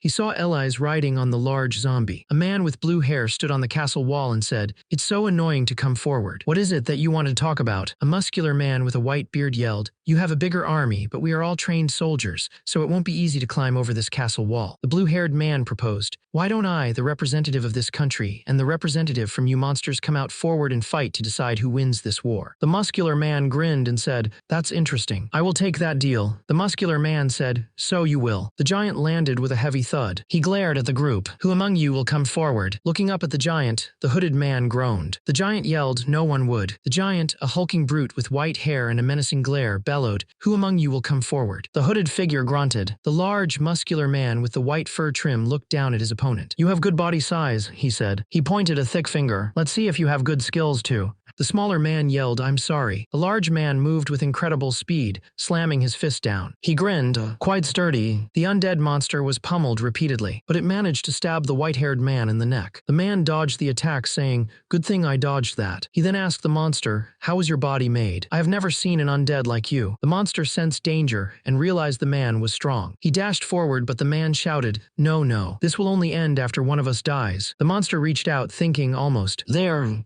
The giant with white hair and a gold earring looked confused. Someone shouted, "General, be careful." The giant was struck from above. He turned his head and roared, "Who dares to disturb this sacred battle?" The man in black slammed his fist into the giant's face. "Kiag." The giant, now on the ground, asked to be spared. The man in black said they would spare him. He called out Frank. Frank, the hulking figure in a helmet, appeared. He looked down at the giant. Frank grabbed the man in black and tossed him into the air. The man in black was sent flying through the air. He crashed down, defeated. One of the men watching realized that things were looking bad, even for General Ox. Werdo was asked why he didn't just give up and let them take over his castle. If he did, they said, they would at least spare his life. Werdo shouted that he wouldn't hand over the Werdo nation to someone who gave up on being a human. Werdo grinned, "Okay, the deal's off then. I wasn't going to spare your life anyway." Werdo pointed forward and yelled, "Go." The soldiers charged forward, shouting. One of the archers panicked. "I have never used a bow before. How do we aim?"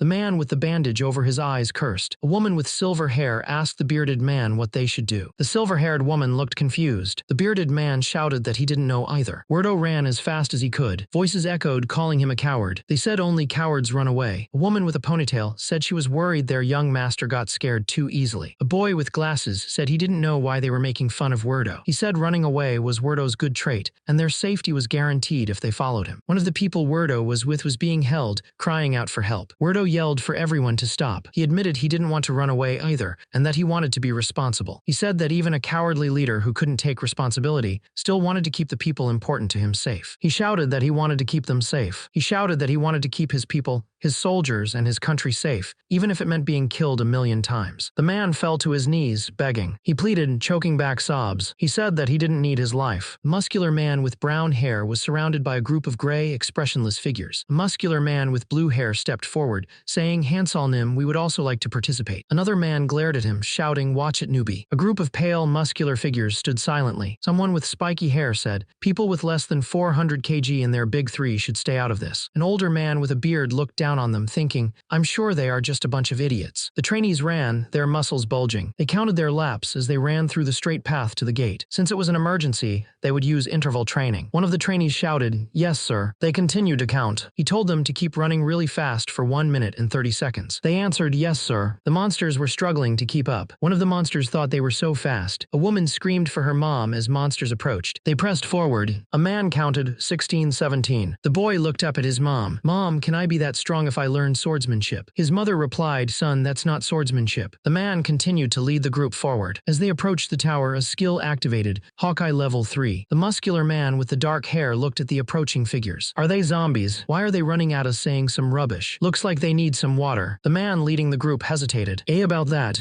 He continued, their species is called zombie, but hey, don't bend your back even while you are resting. It's bad for your back. The muscular man replied, okay.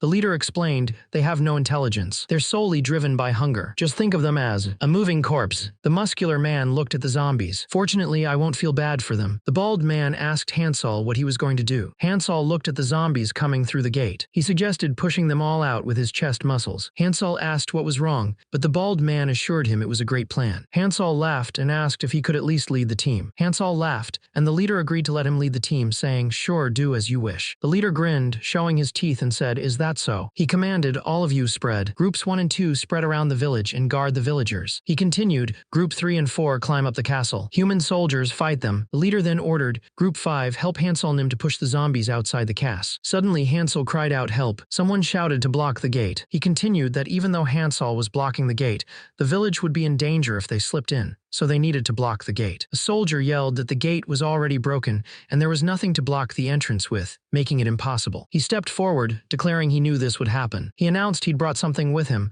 Gudabiller Senior Kettlebell Group. He then commanded the Kettlebell Group to block the entrance. Another man gritted his teeth, letting out a yell. The Kettlebell Group moved to block the entrance. Hansel and his crew were moving a giant purple orb with strange symbols on it. He told them to be careful. Hansel was sweating. He said that they should take a break. Sweat dripped down his face as he carefully carried the kettlebell. He was told, good job. He announced that they had successfully blocked the castle entrance. The leader told the Kettlebell Group to take a rest. He ordered all the groups, except groups 1 and 2, to push the zombies along with Hansel. The groups moved forward, pushing the zombies. The zombies struggled against the force. One of the men asked, are we doing this correctly? Hansel told him to put more strength into his chest muscles. He put strength into his chest muscles and shouted, yes, sir. Suddenly, zombies swarmed him and he screamed. He was getting attacked for the first time. Someone yelled from a tower, warning him not to get bitten by the zombies. They warned him that he would turn into an undead. He was turning into an undead. He let out a guttural groan as the transformation took hold. One of the undead laughed, telling him not to pretend since they were all undead already. She thought it was messed up but also fun, wondering if she should try it too. The undead horde roared, oh, you are making my muscles dirty. Someone watching the battle asked, what are they? Another person responded, it looks like a kid and ghouls are fighting our troops, but why are they helping humans? A man with blue hair covering one eye smirked, Kikik, I didn't expect this. The soldier shouted, "This is for General Ivan." Another soldier yelled, "This is for General Ox." Another soldier screamed, "Revenge." Someone asked who was there, and another man shouted, "My lord." "Step aside." A soldier yelled, "Hansol is over there. They are the ones who caused all this." Someone complained that they couldn't see. The man pointed and shouted, telling him to go straight for the guy with the blue hair. Someone asked if he could finish this on his own, and he confirmed that he could. He prepared himself. He started doing reverse pec deck flies. The man who had been watching was amazed, calling it a miracle. The man watching exclaimed that a miracle was happening. A man with blue hair sitting on the ground said those bastards were worthless, and asked Elise if she didn't think so too. Elise, a woman with white hair and a black hat, didn't respond. The blue-haired man said he didn't want to step in, but this was something unexpected. Ike stretched his back to the man. Suddenly, a dark figure shot towards Ike, tackling him. The muscular man charged forward. He landed a solid blow. Hansol and the monster clashed, their blows shaking the ground. The monster glared at Hansol. "Why are you interfering, monster?" Hansol grabbed the monster's fist. "It's because you're bullying potential gym rats." Hansol squeezed the monster's fist. The monster screamed in pain. Hansol slammed the monster into the ground. "Those are my people." Hansol grabbed the monster's face. The monster struggled, feeling the powerful grip. The monster shouted, demanding Hansol let go of him. Hansol asked if that was all he had. He declared that it was his turn now. Mountain Climber slammed his knee into the man's face. "Go!" The force of the blow sent the man flying through the air. A woman with white hair watched as the man in black dodged a swing from the white-skinned giant. The man in black then struck back with his sword. Ben said it was dangerous. He decided to eliminate the risk factors. A mechanical spider-like creature appeared. He felt something was coming. He wondered how to get it. The armored figure asked, "Who are you?" A woman with long brown hair replied, "I'm Rion's auntie-niece Rain." Rain and the armored figure exchanged a flurry of blows. Nearby, a wolf-like creature with glowing eyes watched the fight. The armored figure commanded, "Please go find where Ben is." The wolf barked loudly, "Woof." Rain, holding a sword, asked, "Did you think you could stop me with swordsmanship like that?" The robot-like figure responded, "Yes." Someone shouted, "Here's our chance." Another voice yelled, "Pull." The team pulled on the ropes attached to a large purple energy ball. They shouted, "Now, drop it."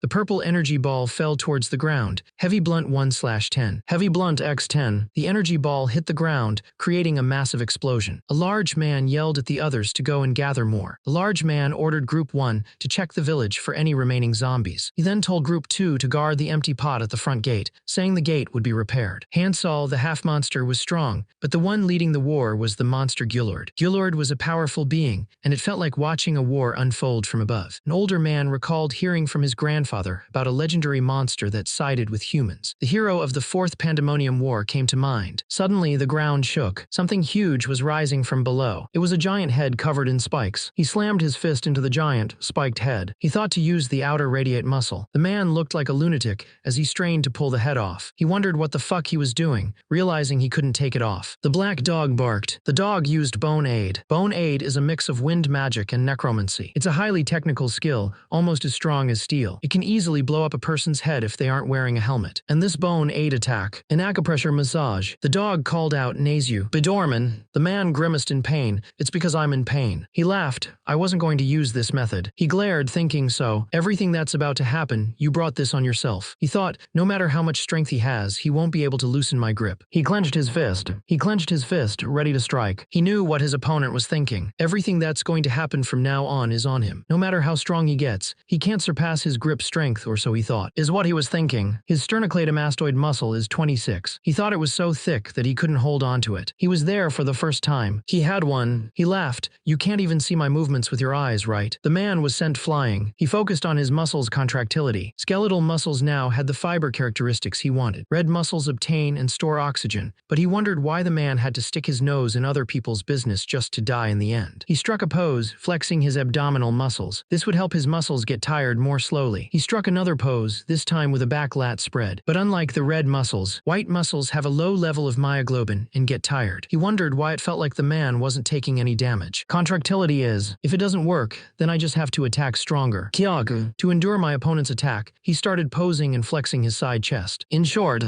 Ben's body was. Benj shouted. The dark figure laughed. He yelled, "Press." Benj was crushed. The gray-skinned man's fist cracked as he felt the incredible power. power. He wondered what it was. He was sent flying through the air. The muscular man thought he should avoid fighting with strength. He was sure the gray-skinned man didn't know that even with such great muscle contractility, it's still hard to control the nervous system. The muscular man stood with his arms raised, flexing his muscles. The muscular man moved with incredible speed. He attacked the monster. The man with silver hair spun around, creating a whirlwind of attacks. The monster looked down at them. "You, weak." The silver-haired man said, "We know that we are weaker than you." The silver-haired man declared that their friendship was stronger, activating a combat skill. He dashed forward, leaving a trail of dust. The dark-haired man swung his sword down, yelling at him. He activated Quick Sword Chaos, but it was too slow. He knew he couldn't stop, his blade glowing with purple energy. Because of the momentum, the blade came down, piercing right through his opponent. The muscular man stood over the body. "Weak." He looked around, confused. The muscular man said, "Brat, you were pretty good." He unleashed a powerful strike. The scene shifted to a view of the coast. Someone ran up to the building, shouting, "General Rian! General Rian!" General Rian, a woman with short brown hair, sat at a table full of food. "What's so urgent that you kick open the door to a lonely maiden's room?" The man with the orange mustache replied, "Because you." Rian interrupted him. "It's not the right time for those jokes. Who do you take me for? This is really bad." Rian said, "Okay, I get it, so tell me after catching your breath." "What is it?" Someone in their 40s shouldn't be out of breath that easily. A man slammed his hands on the table, exclaiming, "We are under attack by a group of zombies. We need your strength now." Rian, a woman with short burgundy hair, was eating at the table. She said, "I'm sure they can, but it was Ben who bought those zombies." She laughed. The general told her there wasn't time to laugh. She asked when they could laugh if not at times like this and said, "Ah, poor Ben." The general was confused when she said there were 2 shields in the castle. Hansol was a reliable ally. The general called his niece a lying windshield viper. The woman slid across the ground. She called it bird dog crunch. The continent was stuck in the dark ages, plagued by a never-ending war. It's important to try and improve. Void scans come. The current Lates now goes beyond exercising, mastering the elves' workout with Late's style. Pointer.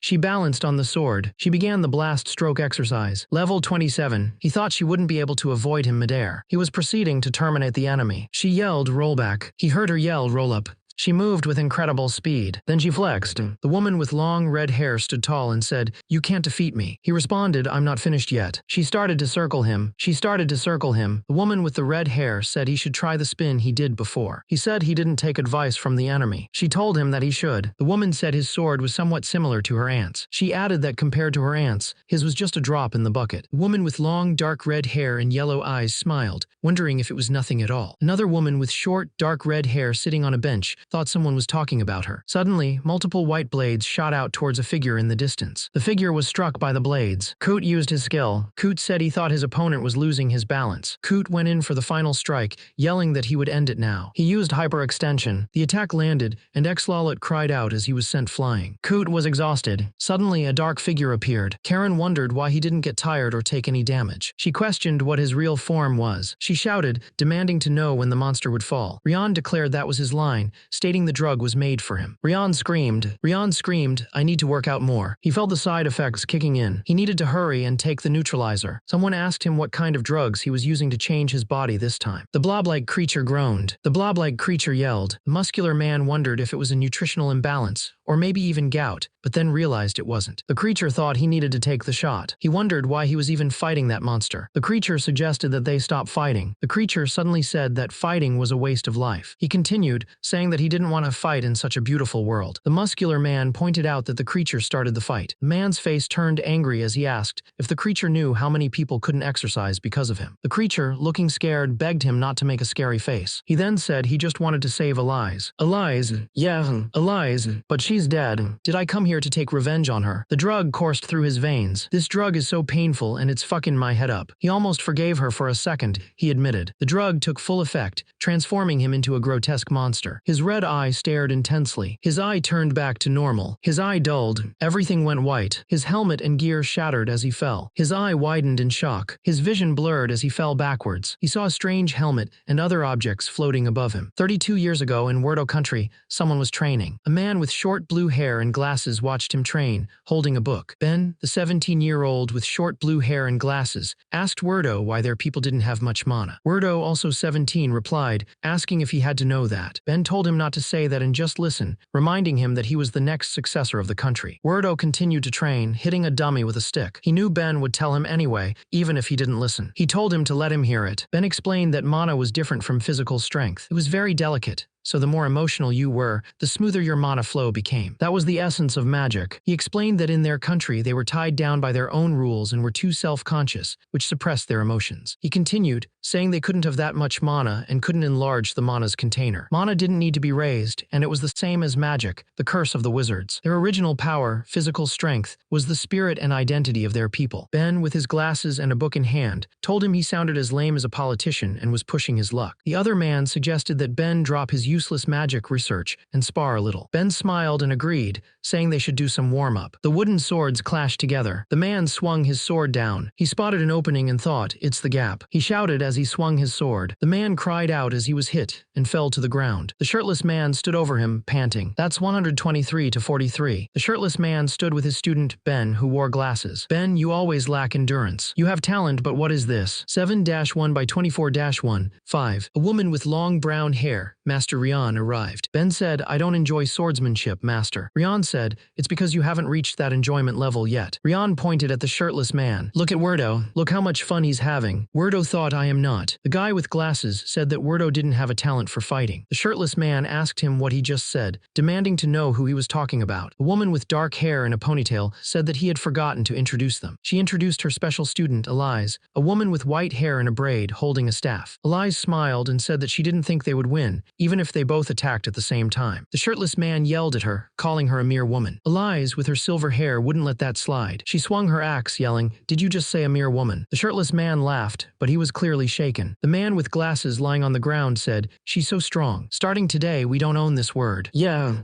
The shirtless man, also lying on the ground, thought, "Elise, she's different from the other affectatious nobles." How could he describe Elise? She had a pleasant, simple charm. She was also pretty. The shirtless man said, "Werdo, I've thought about my dream. I'm going to marry Elise." His friend looked shocked. "What?" The shirtless man asked, "Why so surprised?" His friend replied, "That's just a big dream." The muscular man with short hair told Ben that Elise wasn't interested in weak men, and asked if Ben would be okay with that, since he wasn't good at swordsmanship. The man with glasses declared that Ben should just give up, because he would do it right from now on. The man with glasses jumped into action, swinging his wooden sword. The muscular man blocked the attack with his own wooden sword. The man with glasses stood over the muscular man, who was now on the ground. The muscular man wondered why he couldn't defeat him. The older woman asked the man with blue hair if he wanted to spar. He wanted to spar together with him. The older man said he was busy with official affairs. He yelled that he allowed him to learn swordsmanship, but he still couldn't beat them. The younger man said he didn't think he had a talent for swordsmanship. The older man screamed that he didn't want to hear that. Leonardo Werdo, the lord of Werdo country, clicked his tongue. He said his only son was incompetent. The son, face covered in blood, apologized to his majesty. Prince Werdo sat on a ledge in the rain. Someone approached, telling him he'd catch a cold if he stayed there. The prince said he was fine and they could leave. But the person grabbed him, saying, "Find my ass." Elise.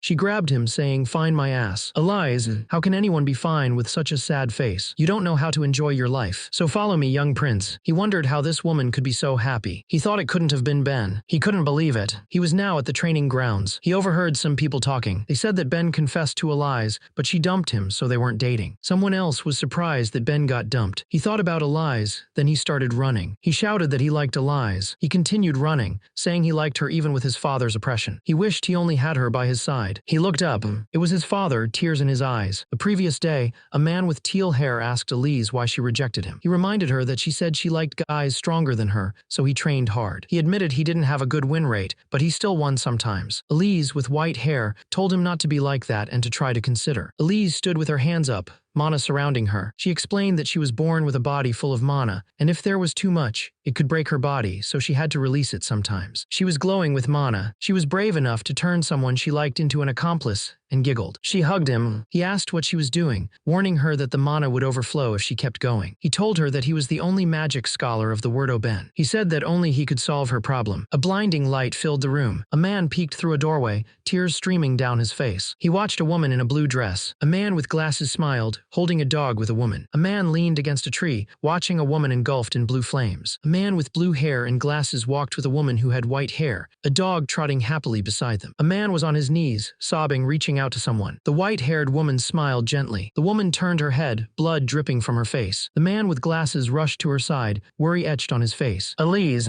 are you all right?" Elise reassured him. "I'm okay, the mana increased a little recently, and this started to happen more frequently." "Don't worry." He looked shocked. He went back to his lab. I won't be coming out of the lab for a while. I think it's time for me to keep my promise. He continued to work on his experiment in his lab. Elise, do me one favor. Just wait for a little longer until I get back. It won't take that long. I found an element that increases your physical body's capability. So please, could you pity me and let me cure you? The man yelled, Elise. Elise and her dog were far away, but the man was able to smell her. He shouted, you. I mean you too. Like me, right? The man yelled, fine. We were happy. Elise said, I never thought of you in that way, but if I made you misunderstand, I'm sorry. But before that, Elise's hand glowed with blue magic as she said, and even if we really did get together. Elise asked, truly love me even if I have no other choice but to be a criminal because I have to use magic. Elise's question hung in the air, but he ignored it. The man holding a bottle was about to say something. He shouted but then hiccuped. Elise apologized. A woman worked in a dry field. A man with a white bandage on his head worked the fields with another man. That night, the people gathered outside the castle with torches. They raised their fists and farming tools, demanding the feudal lord come out and make it rain. Inside the castle, a man with white hair told Werdo to look. He said those were their people. The feudal lord said that it would be good if it rained, but he wasn't a god and couldn't control the weather. Werdo wondered what they were supposed to do in a situation like this. The man with the gray beard asked, do you think they hate me? His father replied, no, they just need someone to release their anger. They just need someone to take all the blame. Werdo asked, and there is someone who can take that place instead of me. May I ask who that could be, father? His father looked surprised, realizing something. His father grabbed him by the shoulders, saying, thank you, Werdo. I didn't realize that such a useless son could be of help to me. His father continued, if you hadn't told me about this,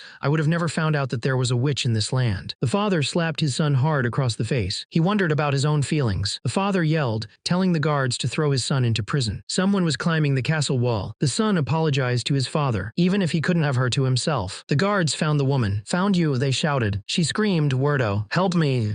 One of the men wondered if young Master Werdo was an ally of the witch. Another man said that even if he was the son of their feudal lord, if he was an ally of the witch, he should be executed. Someone else agreed, saying that an ally of a witch should also be executed. The hooded figure clenched his fist, his face contorted in anger. He ran through the crowd, shouting Werdo's name. Werdo, bound and helpless, watched as the crowd closed in. The crowd dragged Werdo towards the execution platform. A man with glasses, his arm severed, cradled Werdo's body, tears streaming down his face. He screamed in anguish. Everything around him seemed to be falling apart. He screamed, no, Elise. He yelled, fuck off, you damn bastard. He used one-arm dumbbell press. His face contorted in rage. Hansel roared, fuck off, you damn bastards. He slammed a one-arm dumbbell press into the monster. The monster's face contorted in pain. Another monster was sent flying. Hansel noticed the movements were getting simpler. He thought he would do the bench press next. A monster appeared, yelling, Elise. The monster's fist slammed into the ground. He roared, let go. I said let go. His fist clenched. The monster screamed, pull over. He slammed his fists down again. He slammed his fists down again, doing 10 sets of 15 reps with no break. Blood dripped from his knuckles. He grinned, let's go take care of the zombies now. Bonado. He realized that puppy again. A giant, grotesque monster with a massive head and a tiny body screamed. A man with dark hair and a muscular build smirked, saying, you wanted to rescue your family. So cute. The monster was spun around in the air by several tornadoes. A woman with long, dark red hair watched as the puppy barked, woof. The woman said, take her. I don't care what happens to a loser. The man yelled, furious that Ben was being taken away. No, you can't let Ben leave like this. With her hands bound, the woman muttered, Count Werdo. She screamed, I will kill you. The Count, standing on the bridge, watched her approach. He wondered why she was coming after him and how she was even able to move. She moved with incredible speed. The woman with dark red hair and yellow eyes screamed, what did you do to my auntie? Someone shouted, stop her. Stop lying. A woman with silver hair clicked her tongue. He is running away again. Two men stood with their swords drawn, blocking the path of the red-haired woman. One of the men yelled, Sister Line, stop. You better stop. Line flipped through the air, retorting, you can't stop me. One of the men said they knew, but they had to try. Line stacked her spine. She performed an extension. Line stood up, facing her opponent. Line swung her sword, shouting, not the Count. Her opponent smirked, catching the blade with her hand and saying, Kek. Line's foot was kicked out from under her. Her opponent grabbed her by the face and tossed her into the air. A man with dark hair and a blue uniform watched, saying, stop, Sister Line. A woman with long, dark hair smiled, saying, Brother Blog. She stood with a sword in her hand. She smirked. Previously you only had a pretty face, but now you have quite a good body too. She asked, but do you think you can hit Yon with such slow movements? The man stared at his hand. He clenched his fist. The woman swung her sword down at the man. Where are you going? You better take responsibility for bringing my family down. The man apologized, but she didn't want to hear it. Don't apologize. Just die, Werdo. The sword came down. Someone shouted for Hansel. Hansel's hands grabbed the sword, stopping it from hitting the woman. Cable pullover. 10 reps. He had been fighting a stone-like guy, so he couldn't control his strength. Don't tell me she died. Their warriors are quite strong, so I don't think she's dead. The tower stood tall in the distance. Wordo. He woke up in a room. A kid asked him if he was up. The kid explained that this was a guest room inside Wordo Castle, and Hansol had asked him to take care of him. He asked if there was anything he needed. He asked the kid if he could tell him where Count Wordo was. The kid smiled, saying he would even take him there. He begged him to, saying yes please. He asked if the Count was really in this place. The kid replied yes. She asked if he was lying, wondering who would even train in such a rough place. He told her to just trust him. She thought she was an idiot, realizing there was no way he would lead someone who attempted to murder the Count to the Count. Suddenly, she spotted them and shouted Hansol's name. The kid asked if they were really there and called out to Hansol. She gasped, seeing the L line. The muscular man with gray hair was pulling a cart, looking like a Santa Claus bear walking. An old man on the ground screamed. The muscular man smiled. Inspired by Wordo's words, new skills were being created. Hansol received the cries of Wiru and gained a new skill. He acquired the trainer mind skill, which successfully fused with the calm skill. Hansol asked, should I kill you? Are you saying that you like this exercise so much? He gained the epic passive skill, psychopath trainer. Hansol shouted, so you really want to die? The man wondered, what the F***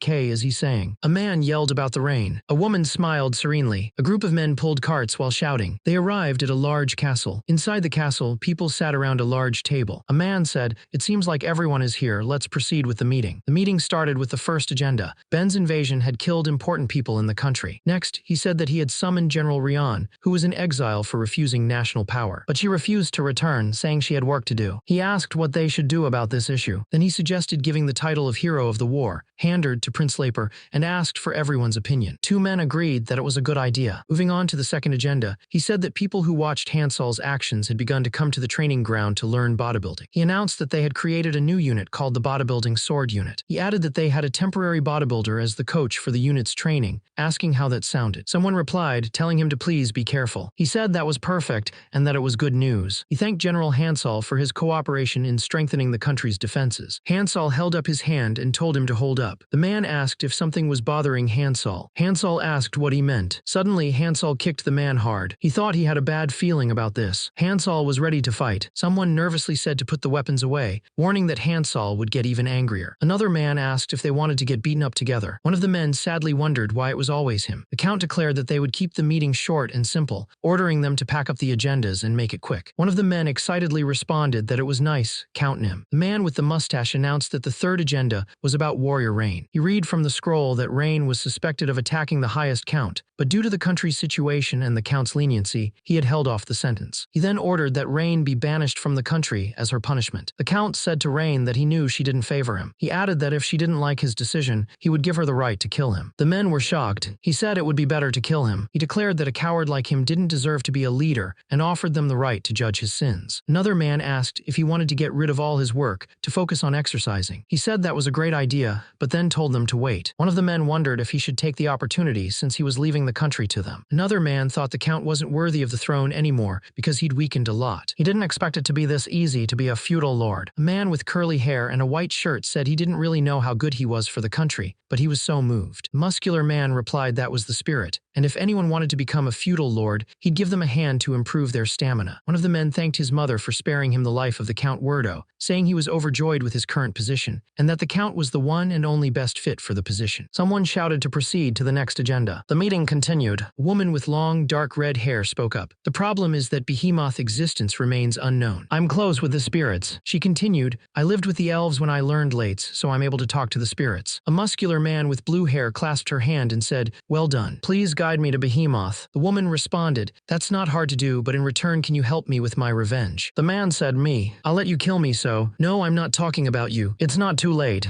The woman responded, referring to the people who annihilated her family. Someone shouted, Illuminati. The variable is too hard to handle. Another person declared they wouldn't make any mistakes next time. A girl with orange hair laughed, saying Ben was disappointing and that social status was important. She thought it was better without allies. Lysian swung his sword, but a giant hand blocked the attack. The green-haired man grinned, showing off his teeth, while the girl with orange hair smiled creepily. The first time he thought he was in the middle of the day. A red and green structure stood in the distance. Black birds flew around it. A sign with a skull warned of danger. Boots crunched on the path as she thought, I've finally found you. Illuminati. Hansol blocked the monster's punch with his forearm. The monster with blue hair and red eyes gritted his teeth and screamed. screamed, "I will kill you." A girl in a blue dress giggled, covering her face with a fan. "Teddy have, cotton." It's so cute to see him mad. The girl smirked, "Good, I have decided." Her eyes glowed red as she declared, "We will eradicate Elise." The blue-haired monster clenched his fist, holding several vials. The blue-haired monster slammed his fist down. A shadowy figure said, "We can consider this a betrayal, right?" Another shadowy figure cackled, "He betrayed us." A third shadowy figure added, "I will tell him about your decision." A voice echoed, "You are mine." He screamed. A girl with orange hair laughed, saying Ben had betrayed them, sending them to Ben knowing everything. She asked what they should do with Ben's experiment diary. A creature with one eye said it was his. The girl laughed, saying many members wanted it and asked if he was sure he could get it. He said of course. He declared he would be the one to take it. Activating his combat skill Sword for Bugs, he unleashed a powerful strike. The monsters screamed as the attack hit. He kept attacking, chasing them away. The monster with the sack over its head looked around, surprised.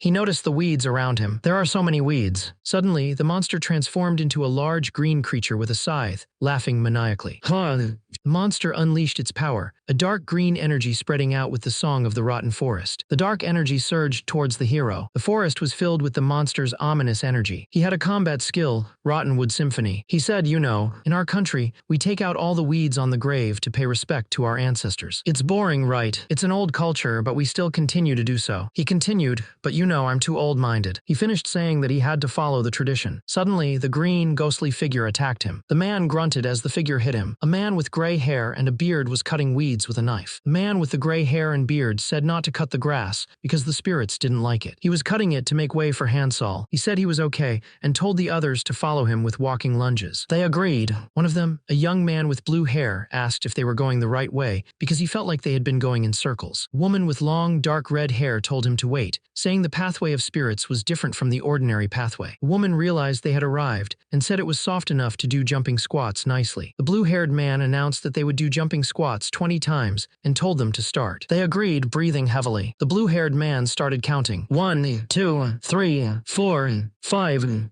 You could feel the birds chirping, the sound of leaves swinging, the movements of flowers blooming, and the spirit's path. Bright light filled the area. A man screamed, 20. A man with a mustache said, "You weren't supposed to count the last one, but all of you heard Wordo right." Another man said, "Pull yourselves together and do it again 40 times. "How many times?" The others shouted, 40 times. The man with dark hair shouted, asking how many times they had to do it, but he couldn't hear them. The others yelled back, their voices booming. Then he said, "Okay, Star." He wasn't sure how much he was doing, but he let the wind guide his body. A woman with long red hair thought, "This is the spirit realm, the land where spirits live." This was the spirit realm, also known as Gaia. A spirit exclaimed that this place was. They fell to the ground. A spirit said that their body felt heavy, and someone agreed that they were right. Another spirit said it was great to do squats. They have an awesome home gym. Hansol thought he would really like to meet a behemoth. One of the behemoths raised its fist. The behemoth slammed its foot down, causing the ground to shake. The other people scattered, trying to get away. Hansol struggled to hold up the massive weight above him, grunting with the effort. The others watched, concerned. "Hansol Nim, are you all right?" One of them shouted. More of the stone giants approached, their red eyes glowing ominously. The weight crashed down on Hansol. But then Hansol roared, "Kaya, I love this progressive overload." Hansol roared with power. Someone shouted his name. The ground rumbled. A man yelled at everyone to get back, saying it felt like an earthquake, but he thought it was just their master's muscles. Another person shouted. Hansol commanded them to increase the weight. The weight increased tenfold. Hansol did 8 reps. One of the trainees asked, "What's he doing?" Another replied, "Today is Hansol's leg day." The first trainee asked what a leg day was. One of the senior trainees explained that it was a day to train legs. Hansol noticed them and thought some interesting ants had come in. A voice boomed, "I am Behemoth, the owner of the spirit realm Gaia. Why did you come here?" Then Behemoth's giant fist slammed down. The others looked up, confused. They watched as a giant, stone-like being stomped towards them. Hansol was face down in the water. Behemoth shouted, "Hey, I asked why you came here." He explained that water makes up muscle and drinking it is important for muscle growth. He added that sodium, found in the water, can increase muscle size by adding more fluid volume and spurring growth. The others were excited, saying that drinking the water would help them grow their muscles. They all jumped into the water. Behemoth wondered who these guys were. Behemoth said it was good and that they can talk now. He yelled at them for drinking water while he was talking, saying he'd never seen such ill-mannered ants. He told them that they weren't worth talking to and that he would have to fix their bad manners first. He explained that the place was a living maze, and without the help of spirits, there were golems waiting in the middle of it. He wondered if they could get to him after getting through the golems in the maze that kept changing. The woman with long maroon hair crouched low, ready to fight. She launched herself upwards, yelling breaststroke exercise. But then someone shouted, I won't let you. Increase gravity. The gravity suddenly increased. She crashed back down to the ground. She realized, I can't jump high as the gravity is too strong. She wondered what was going on. Someone counted 1, 2, 3, 4. Then 1, 2, 3. The count continued 6. 1, 2, 3, 4. 1, 2, 3, 7. 1, 2, 3, 4. 1, 2, 3. 8. Someone shouted, idiots. This place is the house of the spirit of land, the land of gravity and mines. 9, 10. Your hands. 12. He shouted 13. He realized the wall had high brittleness. He told everyone to break the walls using the part Hansol broke as the center. He thought it was really easy to break. He wondered what they should do with the golems. Combat skill honeyed tongue with a heart of stone. She pierced the golem's eye with her sword. She knew the eyes of the golems were their core, and their energy wouldn't circulate if she broke them. The golems started to fall apart. You! Someone shouted, bastards. A man with gray hair and green eyes asked, this is where Behemoth is. A woman with long, dark red hair and yellow eyes responded, yes, the spirits told me that we can meet him if we lift that thing. Someone asked how they were supposed to lift the giant object. Hansol suggested they just break it, but another person told him to wait, pointing out the rope connected to it. The rope was attached to a pulley system on the roof. He wondered what it was doing there. Seeing the object made him remember his home. Tears welled in his eyes. He felt emotional. It was a lat pull-down machine. Andrew Memel realized that he was slanting while pulling down the iron bar. He thought that there was a need to create a machine. Now in the present, it's the lat pull-down machine. He shouldn't cry or he'll lose his muscle. Lat pull-down machine. What is that? The old man looked at the machine with suspicion. Is it a trap, Hansol Nim? Does it have a wide range? Hansol shook his head. No, it's not a trap. Hansol then asked him to list the exercises they'd done for their back muscles. The old man thought for a moment. 1-arm dumbbell row, pull-up, barbell row, Romanian deadlift. Writing.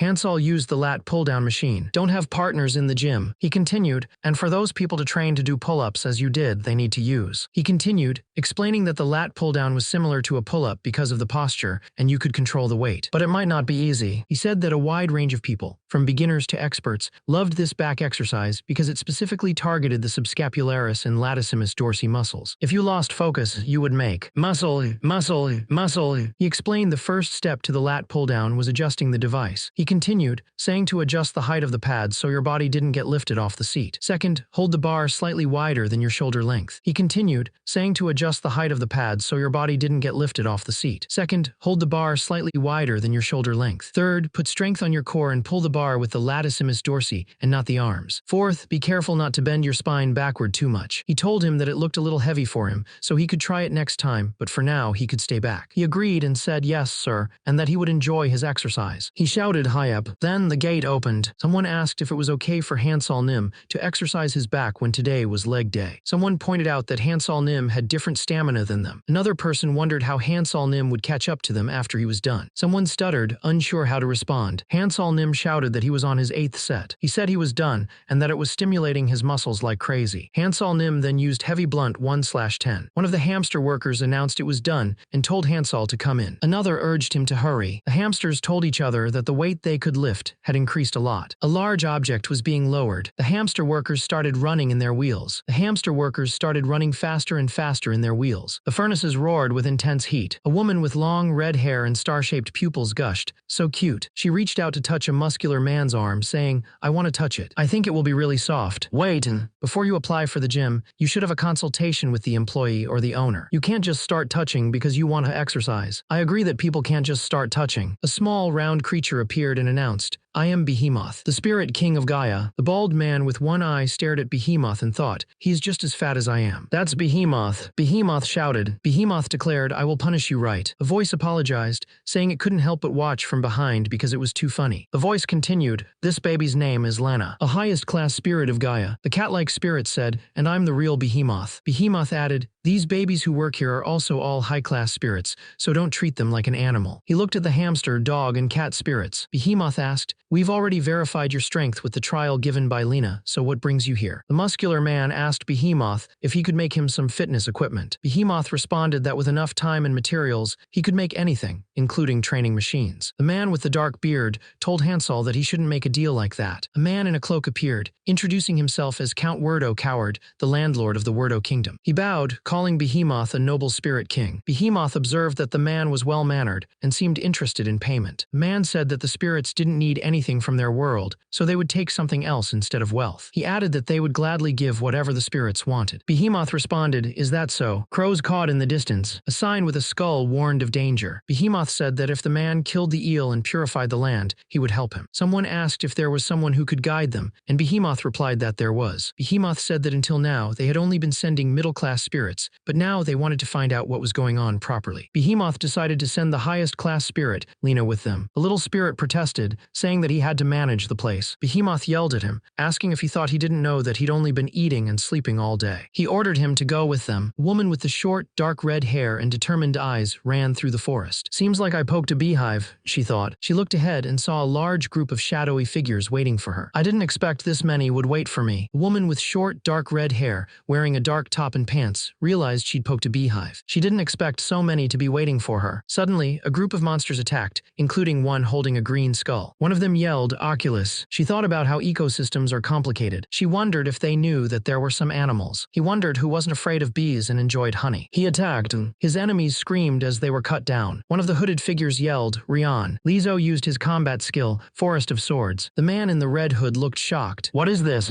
His green eyes widened. "They didn't mention that." Golden swords rained down around him. The swords pierced through the forest. Golden swords rained down from the sky. The swords struck the ground with incredible force. Crows flew away in alarm. A man with short maroon hair stood over the bodies of his enemies. He wondered if he should go and teach his apprentice some lessons. The little spirit ate a rock. Suddenly, the spirit's eyes widened in shock. The man asked what was wrong and if the spirit was seeing something. The spirit said it was delicious, but then the spirit said it was just kidding. The minerals weren't old enough to give it a long memory and told the man not to look at it like that. The spirit told them to get the minerals that looked really old. One of the rock people asked if it needed those rocks. The rock people started feeling around the rock. The man asked what they were doing. One of the rock people said they were finding the part of the rock where they could grab to carry it. The man asked about the part where they could grab. He placed his hand on the rock. He gripped it tightly, crushing it. "Help!" The muscular man with a mask and dark hair showed off his strength. The man told them to watch and hold onto it comfortably like he was doing. Then they would say, "Wow." He demonstrated a one-arm dumbbell row. He counted out loud as he did a one-arm dumbbell row. 1, 2, 3, 4, 5, 6, 7, 8. Now switch the arm end. The muscular man standing before a massive rock asked if something like that was what he wanted. He bent down and grabbed the rock with a snatch grip deadlift. Then he did a snatch pull, snatch balance, and overhead squat. He flicked his fingers. It was clear. Michael said that barbell drops might look cool, but you have to be careful with the noises. He added that his posture had improved a lot, as expected of the blog. He thought this was easy for him now. The creatures were doing reps. 1, 2, 5, 6, 7, 8. He thought they forgot what he asked them to do.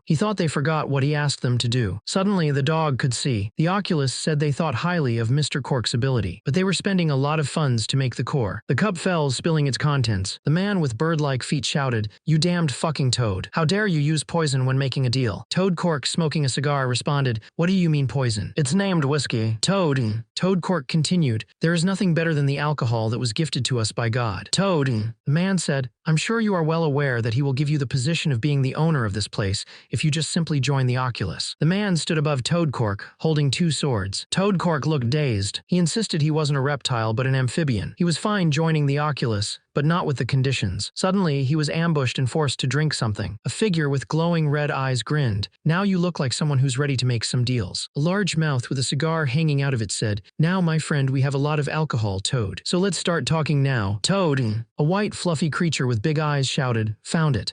The white fluffy creature looked down and said, "Ha, worthless." One of the bald, gray-skinned men noticed the other's back muscles had grown. "Wow, Tilda, looks like your back muscles grew." The other replied, "It's all thanks to pumping my muscles to the limit." "Didn't you increase in weight?" He responded, "Well, increasing body weight is the best method for growing muscles." He thought, "Wait, I can't just agree to that statement." He explained, "What's more important than weight is stimulation." He stared intensely. The muscular, pale-skinned man declared that weight was more important. He then stated that stimulation was also important. He repeated that weight was important. The two muscular men argued, each emphasizing the importance of weight and stimulation. One of them said if the other was going to be stubborn about it, they should fight to settle it. The other man replied that he was going to do that anyway. One of the men commented that the fight was stimulating his chest muscles, wondering about the difference between weight versus stimulation. The men lined up. One of them observed that the front latissimus dorsi seemed bigger on the weight side, but the stimulation side was more balanced, and had better symmetry. He called out for the first pose. The men struck a front double biceps pose. One of the men yelled out, "Second pose." Then the two men struck a front lat spread pose. Someone asked them what they were doing as one of the men yelled, "Third pose." Another yelled, "Hansol Nim." He asked if they had just mentioned the rectus abdominis muscle. He told them to work out more and rest, but they really wanted to know which one was more important. One asked if it was the stimulus or the weight that mattered more. Another wondered which was more important, the dumbbell or the barbell. He was confused by the question. Someone else asked which was more important, the biceps femoris or the quadriceps. He asked which was more important, the trapezius muscle or the pectoralis major. One of them understood what he was trying to say, but thought people usually used someone's mom and dad as a reference. Someone shushed the others, reminding them that Hansol had great hearing. Hansol looked stressed. One of them told Hansol that he didn't have to stress himself. Another man said that he could also feel the stimulation while increasing the weight. Hansol looked like he was about to cry. Someone suggested that they just imagine that they didn't do any workout and start from the beginning. The trainees were fired up. "Yes, sir. Let's go." The creature made a chomping sound. Someone asked if he wasn't going to do the mission. Zaid's opponent asked if he thought anyone would get hit by such a slow attack. Zaid thought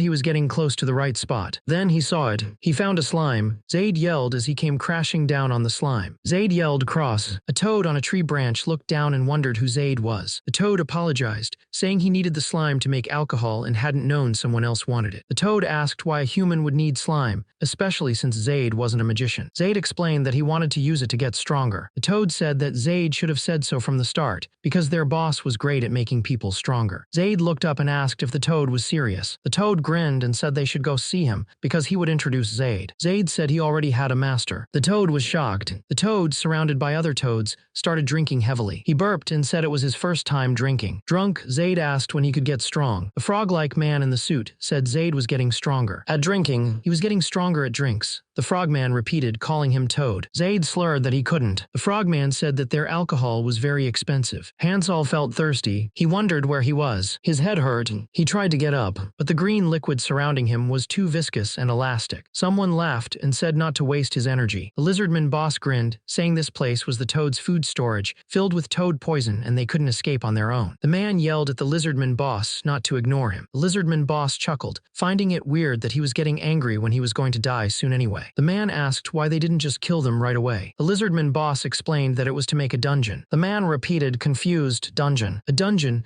a land of darkness where monsters come out infinitely. That is the basic principle of a dungeon. That's why those amphibians were stacking living things in their food storage, so that they will become the energy required for it and be a part of the dungeon. Isn't there any way to get out of this? The lizard-like creature said there was no way out. He warned him not to even think about fighting back, because the more he moved, the faster his energy would be drained. He would die faster. Eventually it happened. He was too weak. He apologized to everyone, especially Hansol. The lizard-like creature asked if he was talking about you, Hansol, from the All Mine. He confirmed it was Hansol and asked how he knew. The monster screamed, desperate to escape. Lizo asked what he was doing, figuring it would kill him faster. He started doing push-ups from the beginning. The monster screamed that he'd rather die right now. Where was Blog? Someone explained that Blog had gone out to hunt slime because he forgot his band. Another man said Blog should have asked him for one, since he had extras. A woman with long red hair was worried. She thought it was weird that Blog hadn't come back yet. A man reassured her that it would be all right, since Blog was strong enough to take care of himself. A man with gray hair and a beard said to Hansol that they were in enemy territory and shouldn't get too comfortable. Suddenly, Hansol appeared behind him, looking muscular. He told him that if he didn't want to be too comfortable, he should drop and do 100 squats. The gray-haired man looked distressed. Hansol explained that their target was a toad named Cork, who was planning to turn the place into a dungeon. He warned them not to focus on one specific area, or they might end up helping the enemy. One of the men with a muscular physique wondered if they were looking for a toad or a frog, because he heard that frog legs were full of protein and good for muscle growth. The others got excited about the prospect of muscle growth. The small, round creature with big eyes was surrounded by the muscular men. The round creature said he didn't know the exact location, but he lived in a cave-like place. One of the muscular men suggested splitting into groups and signaling with their chest muscles if they found him first. Another man complained about not liking cardio for a long time. The older man with the graying hair grinned. Hansol Nim, searching is my expertise. He stepped forward, his boots slightly muddy. Let me do it, please. Hansol, a young man with blue hair, asked, are you done with your 100 squats? The older man's smile faltered. No.